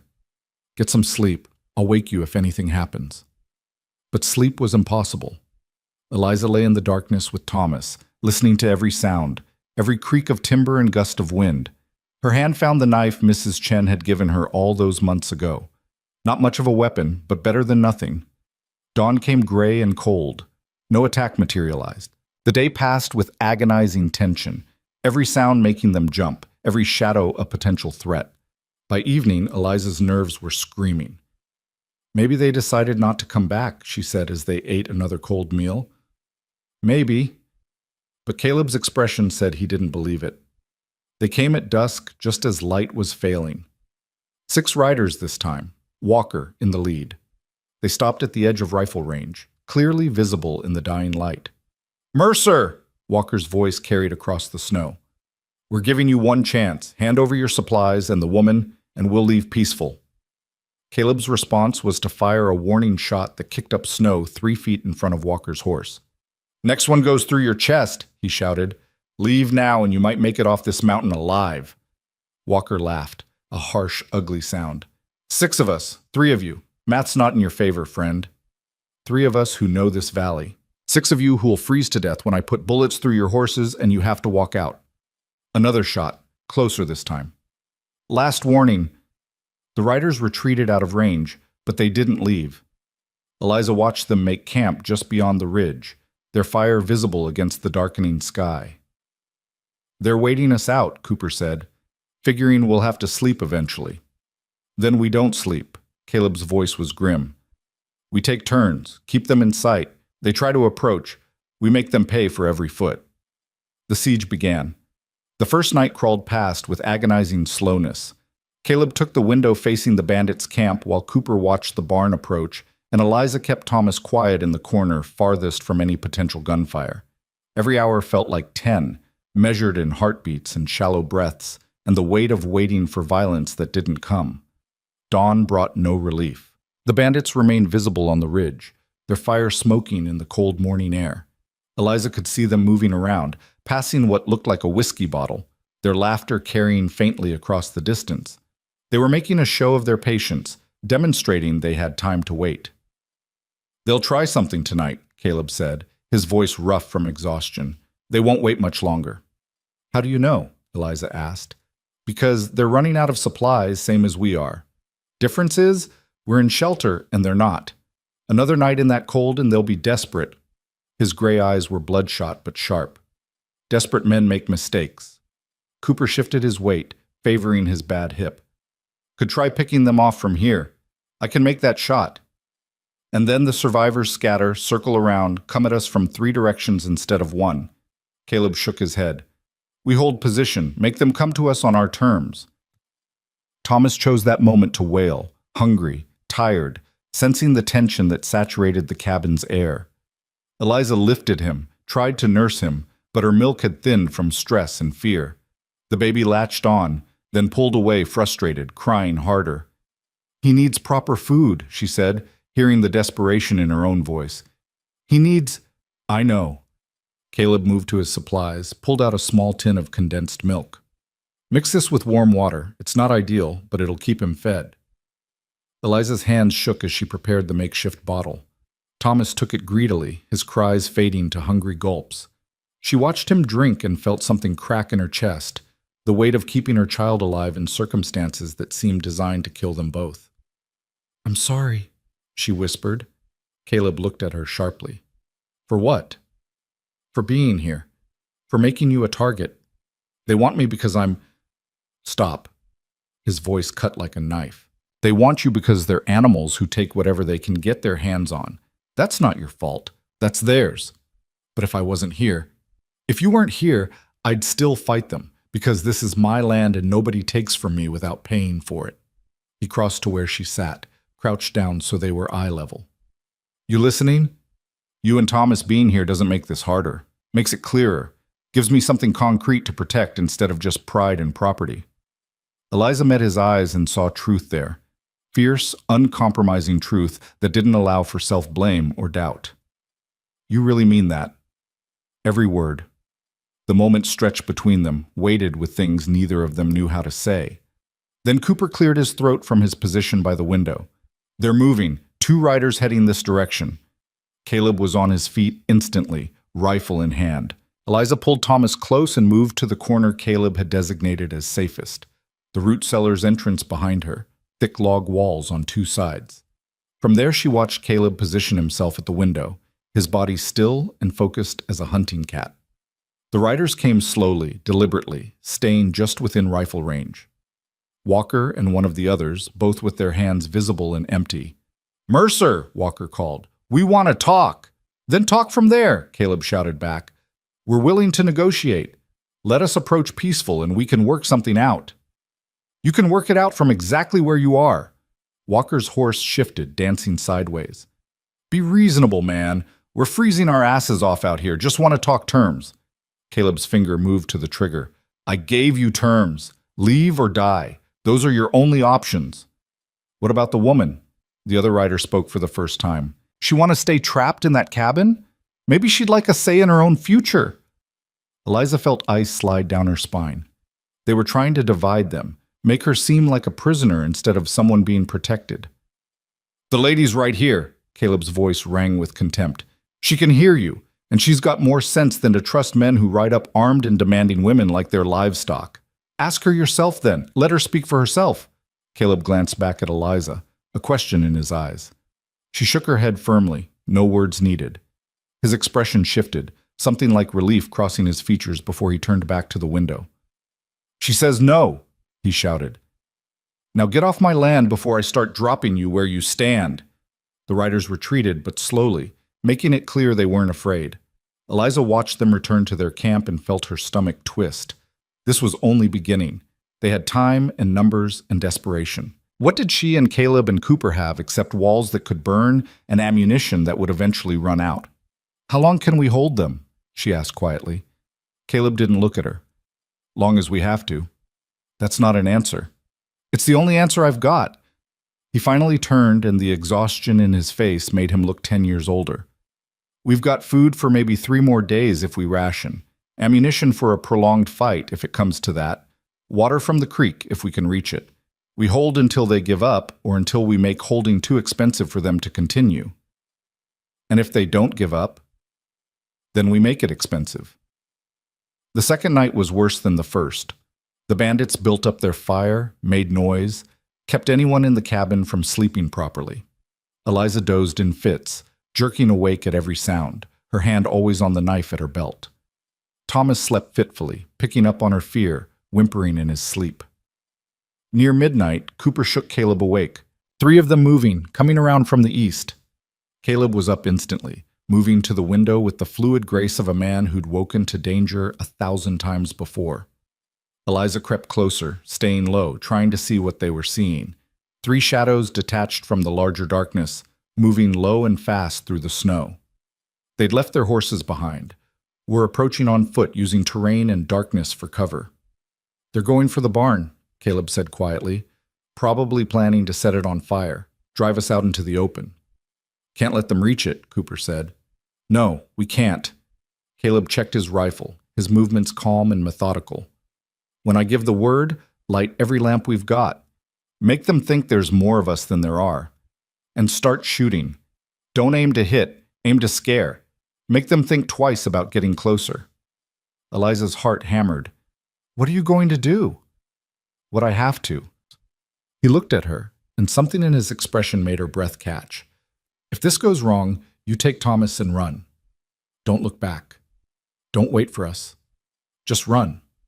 Caleb, promise me. She wanted to refuse, to argue, to tell him she wouldn't abandon them, but the fierce urgency in his eyes stopped her. I promise. He nodded once, then slipped out the cabin's back door so quietly Eliza barely heard it close. She moved to the window beside Cooper, her pulse roaring in her ears. What's he doing? She whispered. What he's good at. Cooper's weathered face was grim. Being a hunter instead of the hunted. They watched the three shadows continue their approach, unaware they were now being stalked. Caleb had disappeared completely into the darkness. No movement, no sound, nothing to indicate he was there. The first bandit reached the barn's edge. Then Caleb's voice cut through the night, cold and clear. Drop your weapons, or I drop you. The bandit spun, searching for the voice's source. One raised his rifle, and Caleb's shot rang out, not hitting flesh, but punching through the man's gun, sending it flying from his hands with a scream of metal on metal. Next one goes through bone, Caleb shouted. Your choice. For a frozen moment, nobody moved.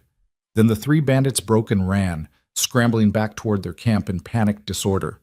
Cooper started shooting from the window, not hitting, but getting close enough to keep them running. Eliza lit lamps as instructed, flooding the cabin with light that spilled through windows and made it impossible to count how many people were inside. Caleb appeared at the cabin door 5 minutes later, breathing hard, his rifle still smoking. They won't try that again tonight. But he was wrong. Near dawn, they tried something different. 2 riders charging straight at the cabin, firing wildly, clearly hoping to force a mistake through shock and aggression. Caleb and Cooper fired back, both men frighteningly accurate despite exhaustion. One rider's horse went down, spilling its rider into the snow. The man scrambled up, limping badly, and retreated with his companion providing covering fire. That's 2 hurt and 1 disarmed, Cooper said with grim satisfaction. Odds are getting better. But Eliza saw the cost in both men's faces, the deepening exhaustion, the tension that wound tighter with each hour. They couldn't sustain this much longer. Something had to break. It broke near noon on the 3rd day. Eliza was trying to get Thomas to eat when she heard horses, many horses, coming fast. Her blood turned to ice. Reinforcements. The bandits had called for help and now they were finished. But then she heard Caleb shout from the window, something like relief in his voice. Cooper, it's Morrison! Eliza rushed to look. A group of 8 riders was thundering into the valley, and at their head was a man with a sheriff's star glinting on his coat.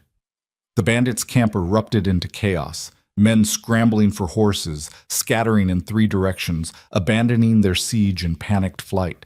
The sheriff's men pursued 2 of them, but the leader, Morrison, rode straight for the cabin. Caleb met him at the door, gripping the man's hand with fierce gratitude. How did you know? Caleb asked. Morrison was a weathered man in his 50s with kind eyes and the bearing of someone who'd seen hard things and survived them. Got a telegram 3 days ago. Anonymous. Said there might be trouble up here. Took us this long to organize a posse and make the ride. Who sent it? Don't know. Message was unsigned, but whoever it was saved your lives. Morrison's eyes took in Eliza, Thomas, Cooper's limp, the fortifications, the exhaustion carved into every face. You all right? We are now, Caleb said quietly. Morrison's men returned an hour later with 3 of the bandits in custody. The others had scattered into the mountains, would probably freeze before they found civilization. The sheriff took statements, examined the evidence, looked at the captured men with disgust. Recognized 2 of these, he said. Wanted for robbery down in Colorado. 3rd one I don't know, but I'm betting he's got paper on him somewhere. He turned to Caleb. You did right holding them off. Most men would have folded. Most men don't have as much to protect, Caleb said, his eyes finding Eliza. Morrison noticed the look, and something shifted in his expression. The woman and child. They yours? There was a weighted pause. Then Caleb said simply, Yes. Eliza's breath caught. Morrison nodded slowly, accepting the claim without question. Well then, makes sense you'd fight like you did. Man protects his family. His family. The words echoed in Eliza's mind long after Morrison and his men had left with their prisoners, long after the valley had gone quiet again, long after Caleb and Cooper had collapsed into exhausted sleep, and she stood at the window watching the sun set over mountains that had nearly witnessed their deaths. She looked at Thomas, sleeping peacefully in his pen, unaware how close he'd come to losing everything. Looked at Cooper, snoring softly from the loft, the old man who'd claimed them as worth protecting. Looked at Caleb, sprawled in the chair by the fire, his rifle across his lap even in sleep, his scarred hand still ready to defend what he'd called his family. The realization settled over Eliza like a physical weight.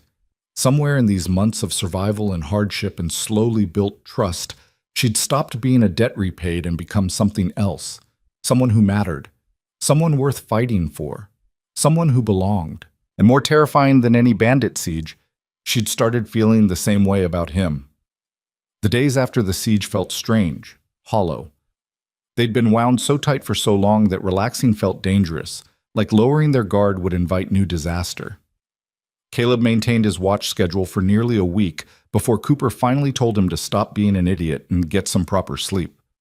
Eliza threw herself into work, cleaning the cabin top to bottom, mending everything that had been neglected during the siege, cooking proper meals again. Anything to avoid thinking about Caleb's words to Morrison, about the way something had shifted irrevocably between them. But avoidance only worked so long. 10 days after Morrison left, Eliza was hanging laundry when Caleb approached.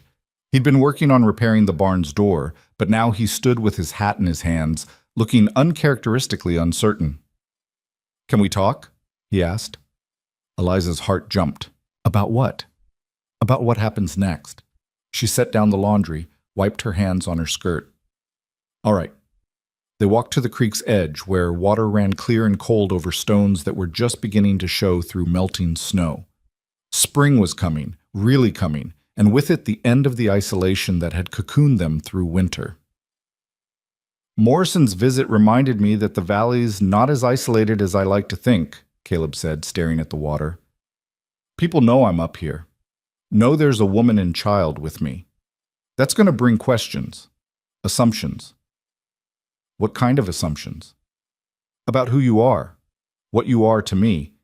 He turned to face her. I told Morrison you and Thomas were mine. I shouldn't have done that without asking you first. Shouldn't have claimed you like property. Is that what you think you did? Claimed me. Didn't I? His gray eyes were troubled. You came here because you had no choice. Because I brought you. You've stayed because winter made leaving impossible. But now spring's coming, and soon the passes will be clear, and you'll have options again. Eliza's chest tightened. You're saying I should leave? No, I'm saying you could leave. There's a difference. Caleb's hands clenched on his hat brim. When I told Morrison you were mine, I meant it. But what I mean doesn't matter if you don't mean it back.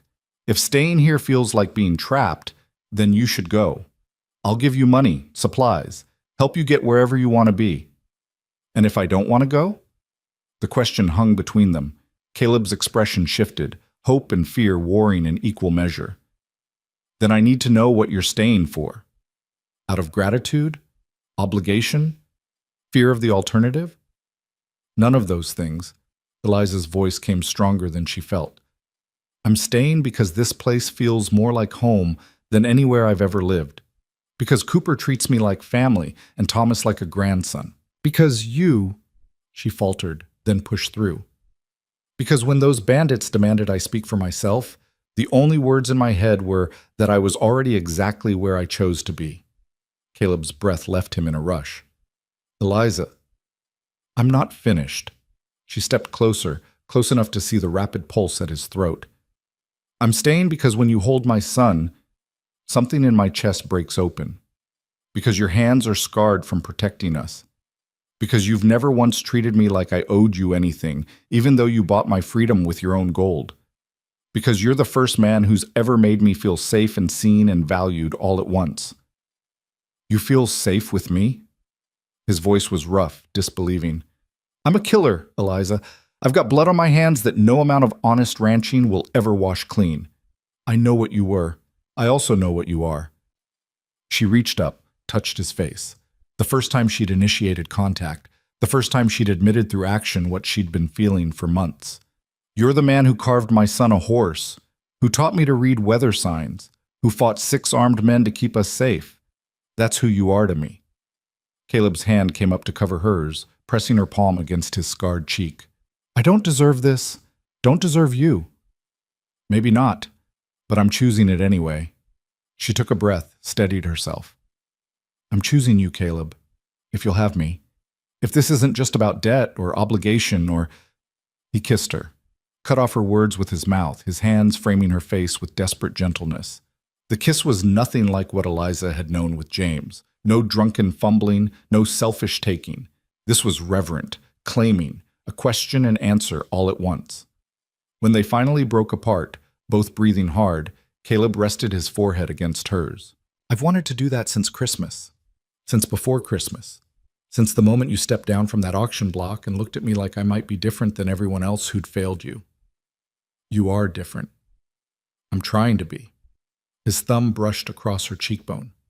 But I need you to understand what you're choosing. This valley, this life, it's hard, isolated. There's no society, no neighbors, no easy path, just work and weather and hoping we survive another winter. I know. And me, you're choosing me, a man who'll never be fully civilized, who'll always have darkness in him, who might wake up from nightmares and not remember where he is or who he's become. I know that too. Eliza's hands gripped his shirt. I'm not asking for perfect, Caleb. I'm asking for real, for a partnership built on choice instead of circumstance, for someone who sees me as more than what I can provide or produce. You're everything. The words came out fierce, final. Your strength and grace, and you've survived things that should have broken you. And yeah, you're choosing this life, but I'm choosing too. Choosing to try being the man you see when you look at me.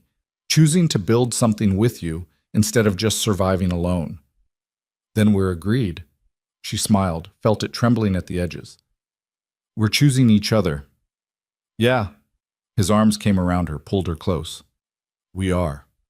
They stood like that for a long time, the creek running beside them, spring sun warming their shoulders, Thomas's distant babbling carrying from the cabin where Cooper was watching him, building a future out of choice instead of desperation, out of trust slowly earned instead of promises quickly broken. When they finally walked back to the cabin hand in hand, Cooper took one look at their faces and smiled. About damn time, was all he said. That night, after Thomas was asleep and Cooper had retreated to the loft, Caleb pulled Eliza close on the rope bed that had been hers alone for months. They didn't make love.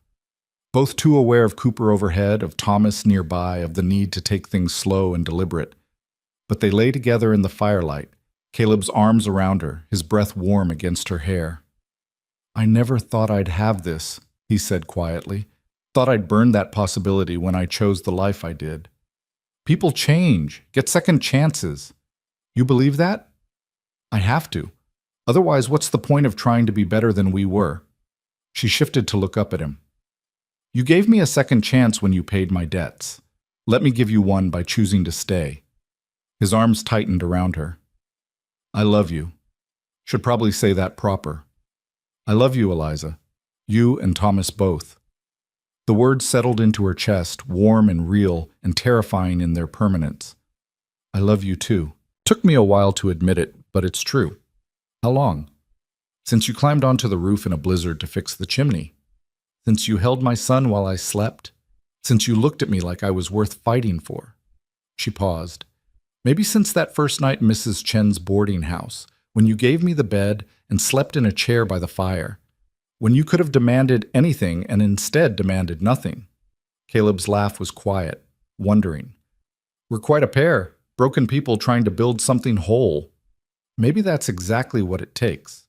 Understanding how things break so we can build them stronger.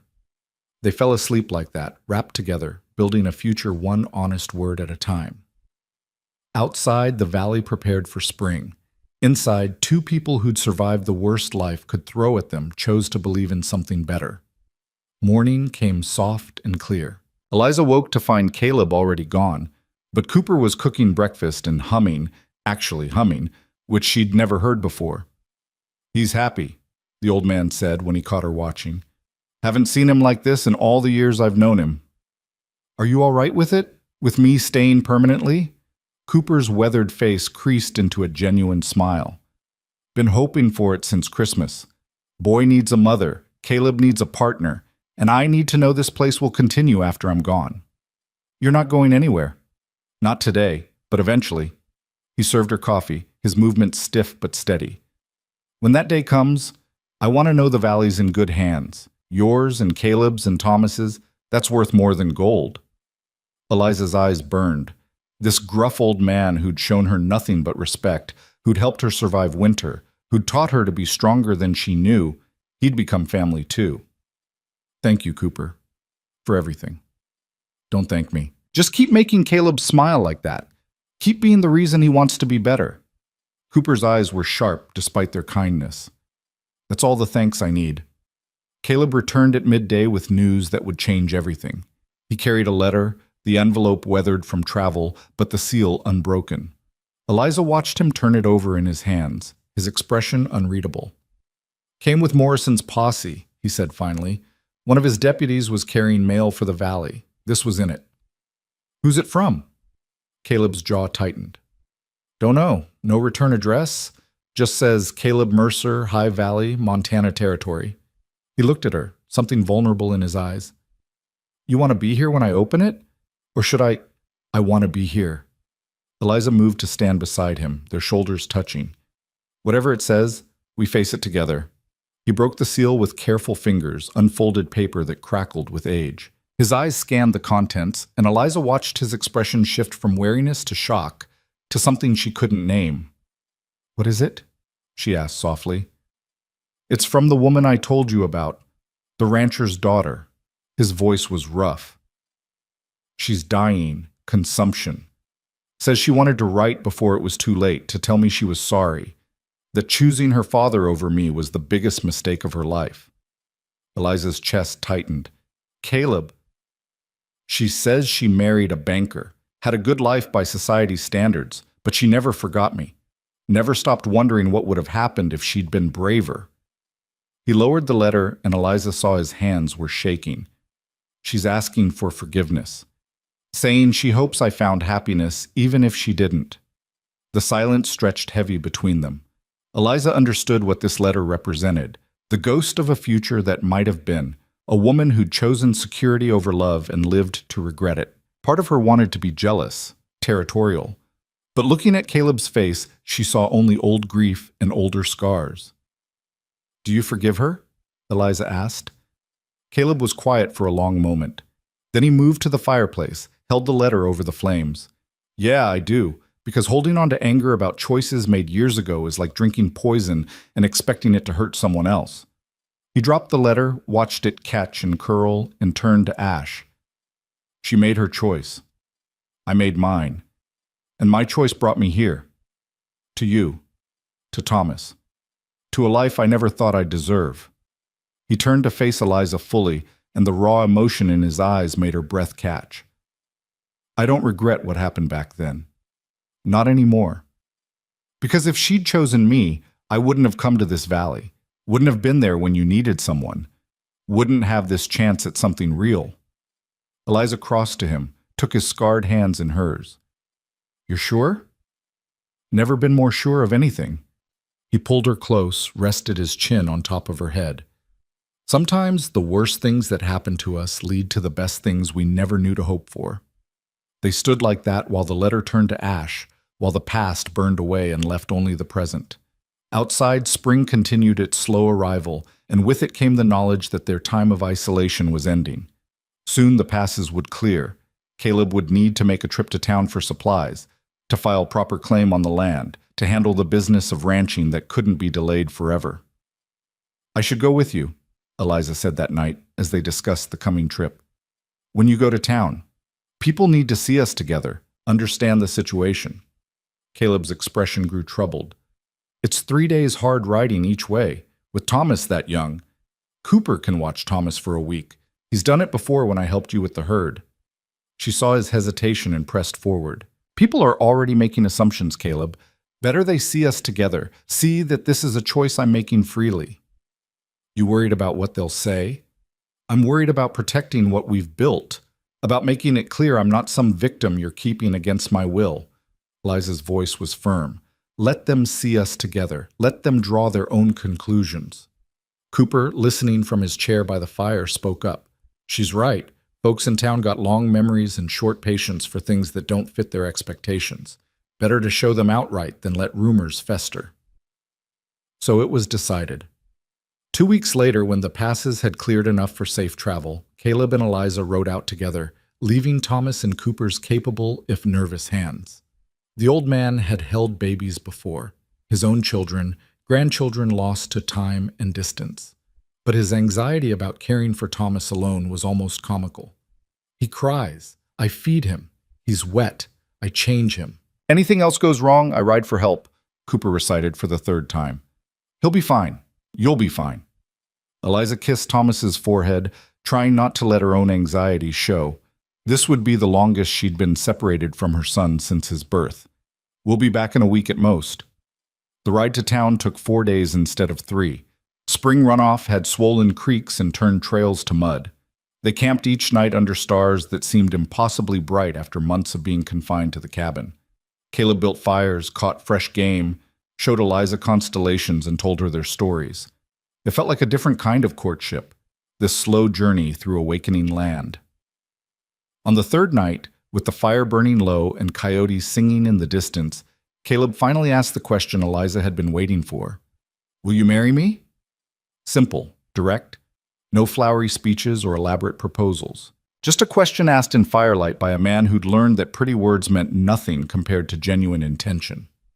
"Yes," Eliza said, equally simple. "Yes, I'll marry you." "Don't you want to know what kind of life you're signing up for? What being married to me means?" "I already know. It means hard work and isolation and winters that try to kill us. It means being partner to a man who's still learning how to let himself be loved. It means raising my son in a valley that's beautiful and brutal in equal measure." She moved closer, took his hand.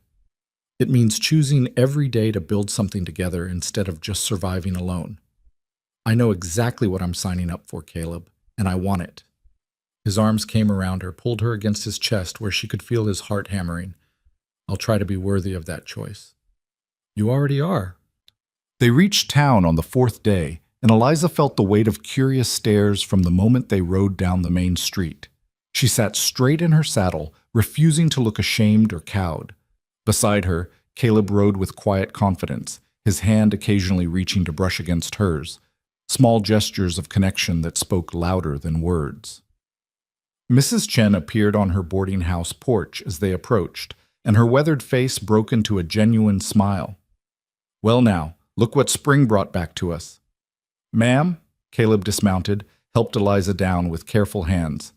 "Need rooms for a few nights, and I'm hoping you might help us with something." "What kind of something?" "The legal kind. We're looking to marry properly. Need a witness and someone who knows how to file the paperwork." Mrs. Chen's sharp eyes moved between them, seeing everything they weren't saying. "About time. I'll stand witness myself, and Judge Harrington's in town for spring circuit. He can make it official." Word spread through town like wildfire.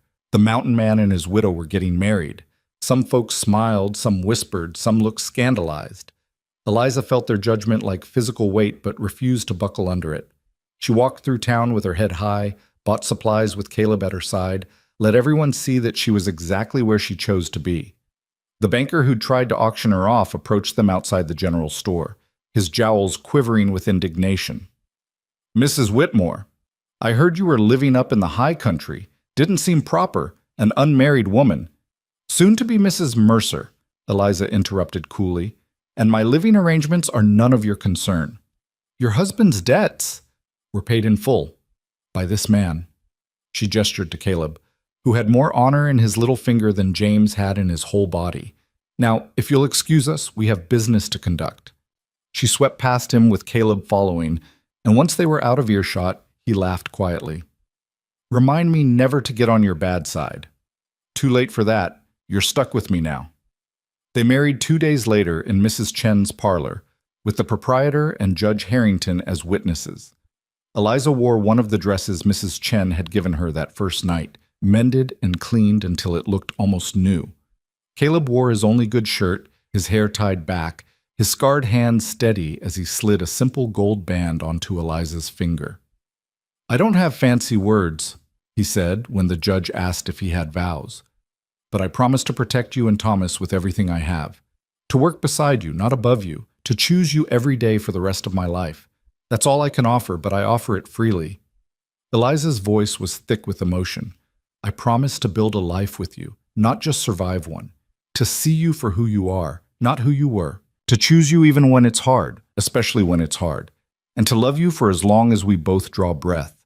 The judge pronounced them married, and Caleb kissed her gently, reverently, like she was something precious he was afraid to break.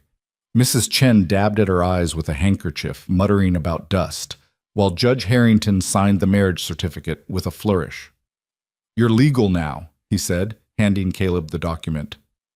In the eyes of the law and in the eyes of the community, that boy of yours, he'll carry the Mercer name if you choose to claim him. I do choose, Caleb said firmly. Thomas is my son, has been since the day I brought him and his mother home. They filed the paperwork that afternoon, making it official in every way that mattered. Thomas Whitmore became Thomas Mercer. Eliza Whitmore became Eliza Mercer. And the family they'd built in secret, in isolation, became a family the world could see. That night, in the privacy of Mrs. Chen's best room, Caleb and Eliza came together as husband and wife. It was nothing like Eliza's wedding night with James. No drunken fumbling, no selfish taking, no sense of duty or obligation. This was mutual choice, mutual desire, mutual recognition of the profound trust they'd built over months of hardship. Caleb touched her like she was sacred, mapping her body with scarred hands that had learned gentleness just for her. Eliza traced the marks of his past, bullet scars, knife wounds, the evidence of a life lived hard, and loved him not despite them, but because they'd made him who he was. Strong, steady, hers. After, they lay tangled together in the darkness, and Caleb's voice came soft against her hair. Never thought I'd have this. A real marriage. A real family. You have it now. Because you chose it. Chose me. His arms tightened around her. I'll spend the rest of my life trying to be worthy of that choice. You already are, Eliza whispered. You already are. They left town 3 days later, their pack horses loaded with supplies, and their marriage certificate safely tucked in Caleb's saddlebag. The journey home felt different, lighter somehow, despite the heavy loads. They were returning not as two separate people bound by circumstance, but as a family built on choice and tested by survival.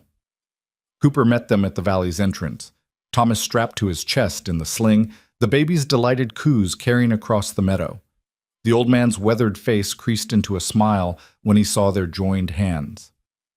About damn time you made it official, was all he said, but his eyes were suspiciously bright. Thomas had grown in their absence. Not much, but enough that Eliza noticed immediately. He'd learned to laugh properly, a belly-deep sound that made everyone smile. He'd also developed a fierce attachment to Cooper, reaching for the old man with chubby hands whenever he was near. Spoiled him rotten, Cooper admitted without apology. Boy deserves spoiling. That night, with Thomas asleep and Cooper retired to the loft, Caleb and Eliza sat by the fire in their cabin. Truly their cabin now, legally and morally and in every way that mattered. We should add a room, Caleb said, studying the cabin's interior with a builder's eye. For Thomas, as he gets older. Maybe 2 rooms. One for him, one for... He trailed off. For what? For any brothers or sisters he might have. Eventually, if you want. He looked at her, uncertain. Do you want more children? Eliza thought about it seriously, imagining the cabin filled with the sound of children's laughter, the valley alive with the next generation. Yes. I want Thomas to have siblings, want to fill this place with family. Then we'll build the rooms, this summer, when the weather holds. His hand found hers, their fingers interlacing with the ease of long practice. Build a future that's big enough for all of us. Spring gave way to summer, and the valley transformed. Meadows burst into bloom, the creek ran full and clear, and the cattle grew fat on new grass. Caleb and Cooper worked from dawn until dark, expanding the herd, mending winter damage, building the new rooms that would house a growing family. Eliza planted a garden, vegetables and herbs, flowers for beauty and bees. She learned to preserve food for winter, to recognize medicinal plants, to read the subtle signs that meant weather changes or animal movement. The valley became hers, in a way that town had never been, that her father's house had never been, that even her marriage to James had never achieved. Thomas learned to sit up, then to crawl, then to pull himself upright on furniture with determined concentration. He said his first word on a morning in late July, not Mama or Dada, but Coop, reaching for the old man who'd become his constant companion and devoted guardian. Cooper's face when he heard it was something Eliza would treasure forever, joy and wonder, and fierce protective love all mixed together. The old man scooped Thomas up, his bad hip momentarily forgotten, and danced the baby around the cabin while Caleb laughed and Eliza wiped away happy tears. By August, the new rooms were finished, rough but solid, with real glass windows and doors that closed properly. One would be Thomas's eventually, the other waiting for whatever children might come. The cabin felt less like a survival shelter and more like a home, every corner marked by their shared labor and growing love. Eliza discovered she was pregnant in early September. The nausea came first, then the bone-deep exhaustion that pulled her under despite all her efforts to work through it. She tried to hide it, not wanting to worry Caleb or Cooper, but both men noticed immediately. "You're carrying," Cooper said one morning, watching her struggle to keep down breakfast. It wasn't a question. Eliza met his knowing eyes and nodded. "Think so. Too early to be certain, but does Caleb know?" "Not yet. Wanted to be sure before I told him." "Tell him soon. Man's gonna notice when you start showing, and he'll be hurt if you kept it secret." Cooper's weathered face was gentle. "He'll be over the moon, you know. Another child to raise, to teach, to build a future for." That night, Eliza told Caleb. They were alone in their room, the main cabin now divided into private and shared spaces, and she took his scarred hand and pressed it against her still flat belly. "There's someone new coming," she said softly. "In the spring, if my calculations are right." Caleb's eyes went wide, disbelieving. "You're pregnant?" "Yes." His arms came around her gentle and fierce at once. "A baby. Our baby." His voice cracked. "I'm going to be a father, a real father, not just, you're already Thomas's real father. This doesn't change that." "I know, but this is..." He pulled back to look at her and tears tracked down his scarred face. "This is proof that something good can come from broken people, that we can build something that lasts." "We already did," Eliza said, touching his face.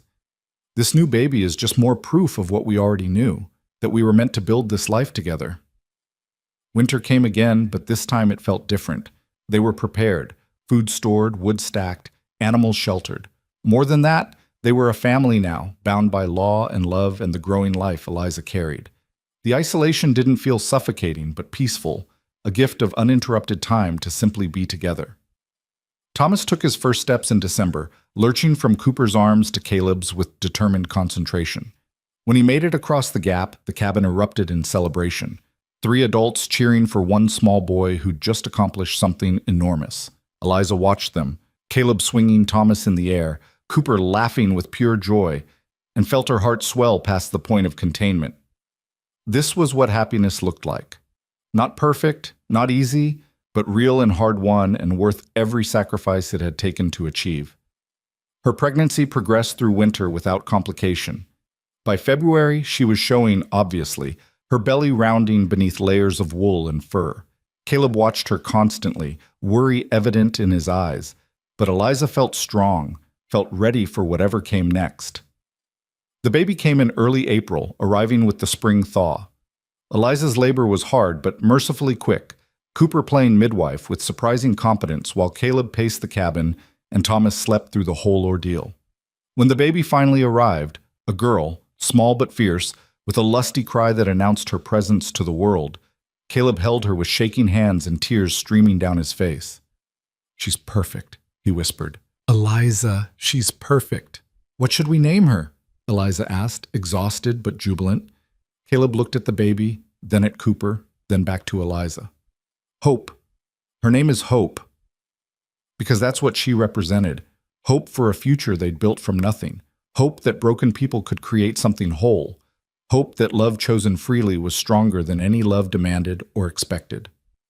Hope Mercer became the valley's newest resident, loved fiercely by her parents, her brother, and the old man who claimed grandfather status with zero hesitation.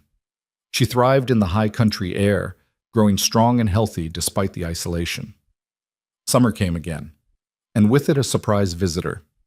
Sheriff Morrison rode into the valley one June afternoon, his expression serious. "Got news," he said, accepting coffee and a chair by the fire. "Those bandits we arrested? 2 of them confessed to other crimes.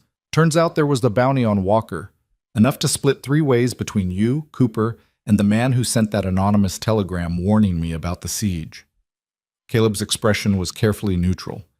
"Any idea who sent that telegram?" Morrison smiled. "You're holding the receipt right now, sent from town 3 days before the siege started. Signed with your name." Understanding dawned. Caleb had sent for help before the bandits ever arrived, recognizing the danger and taking steps to protect his family. The anonymous part had just been his way of avoiding attention. "Smart man," Morrison continued. "That bounty money is yours by rights. Should be enough to expand your operation if you're interested. Maybe hire another hand or 2, buy breeding stock, whatever you need." The money changed everything and nothing. It gave them security, yes, but the real wealth was what they'd already built. A family forged in hardship, a love tested by survival, a future limited only by what they could imagine. By the time Hope was 6 months old, the valley had 2 additional ranch hands, young men looking for honest work and willing to respect the unusual family they'd be working for. The herd had doubled. Plans were being drawn for a proper barn, a larger house, maybe even a schoolhouse for when the children were old enough. Cooper's hip finally gave out completely in August, forcing him into permanent retirement from physical labor. But instead of becoming a burden, he became the valley's grandfather, watching children, telling stories, passing on the wisdom of a life lived hard and survived. He carved toys for Thomas and Hope, taught them songs, loved them with the fierce devotion of a man who'd thought his days of family were long past. On a warm September evening, the whole family gathered outside to watch the sunset paint the mountains in shades of amber and rose. Thomas, now 2 years old, chased butterflies through the tall grass. Hope slept peacefully in Caleb's arms. Cooper sat in his chair, whittling another toy. And Eliza stood beside her husband, one hand on the swell of her belly, where their 3rd child grew. "You happy?" Caleb asked quietly. Eliza looked at the scene before her, the valley that had become home, the children they were raising, the old man who'd become family, the future stretching bright and possible before them. She thought about the woman she'd been on that auction block, desperate and alone and certain her life was over. Thought about the journey that had brought her here, the choices made and survived, the love discovered in the last place she'd expected to find it. "Yes," she said simply. "I'm happy." Caleb's arm came around her shoulders, pulled her close. "Me too. Never thought I'd be able to say that and mean it, but I do. This life, this family, you, it's everything I never knew to hope for. Sometimes the worst moments lead to the best futures." "Yeah." He kissed the top of her head. "They do."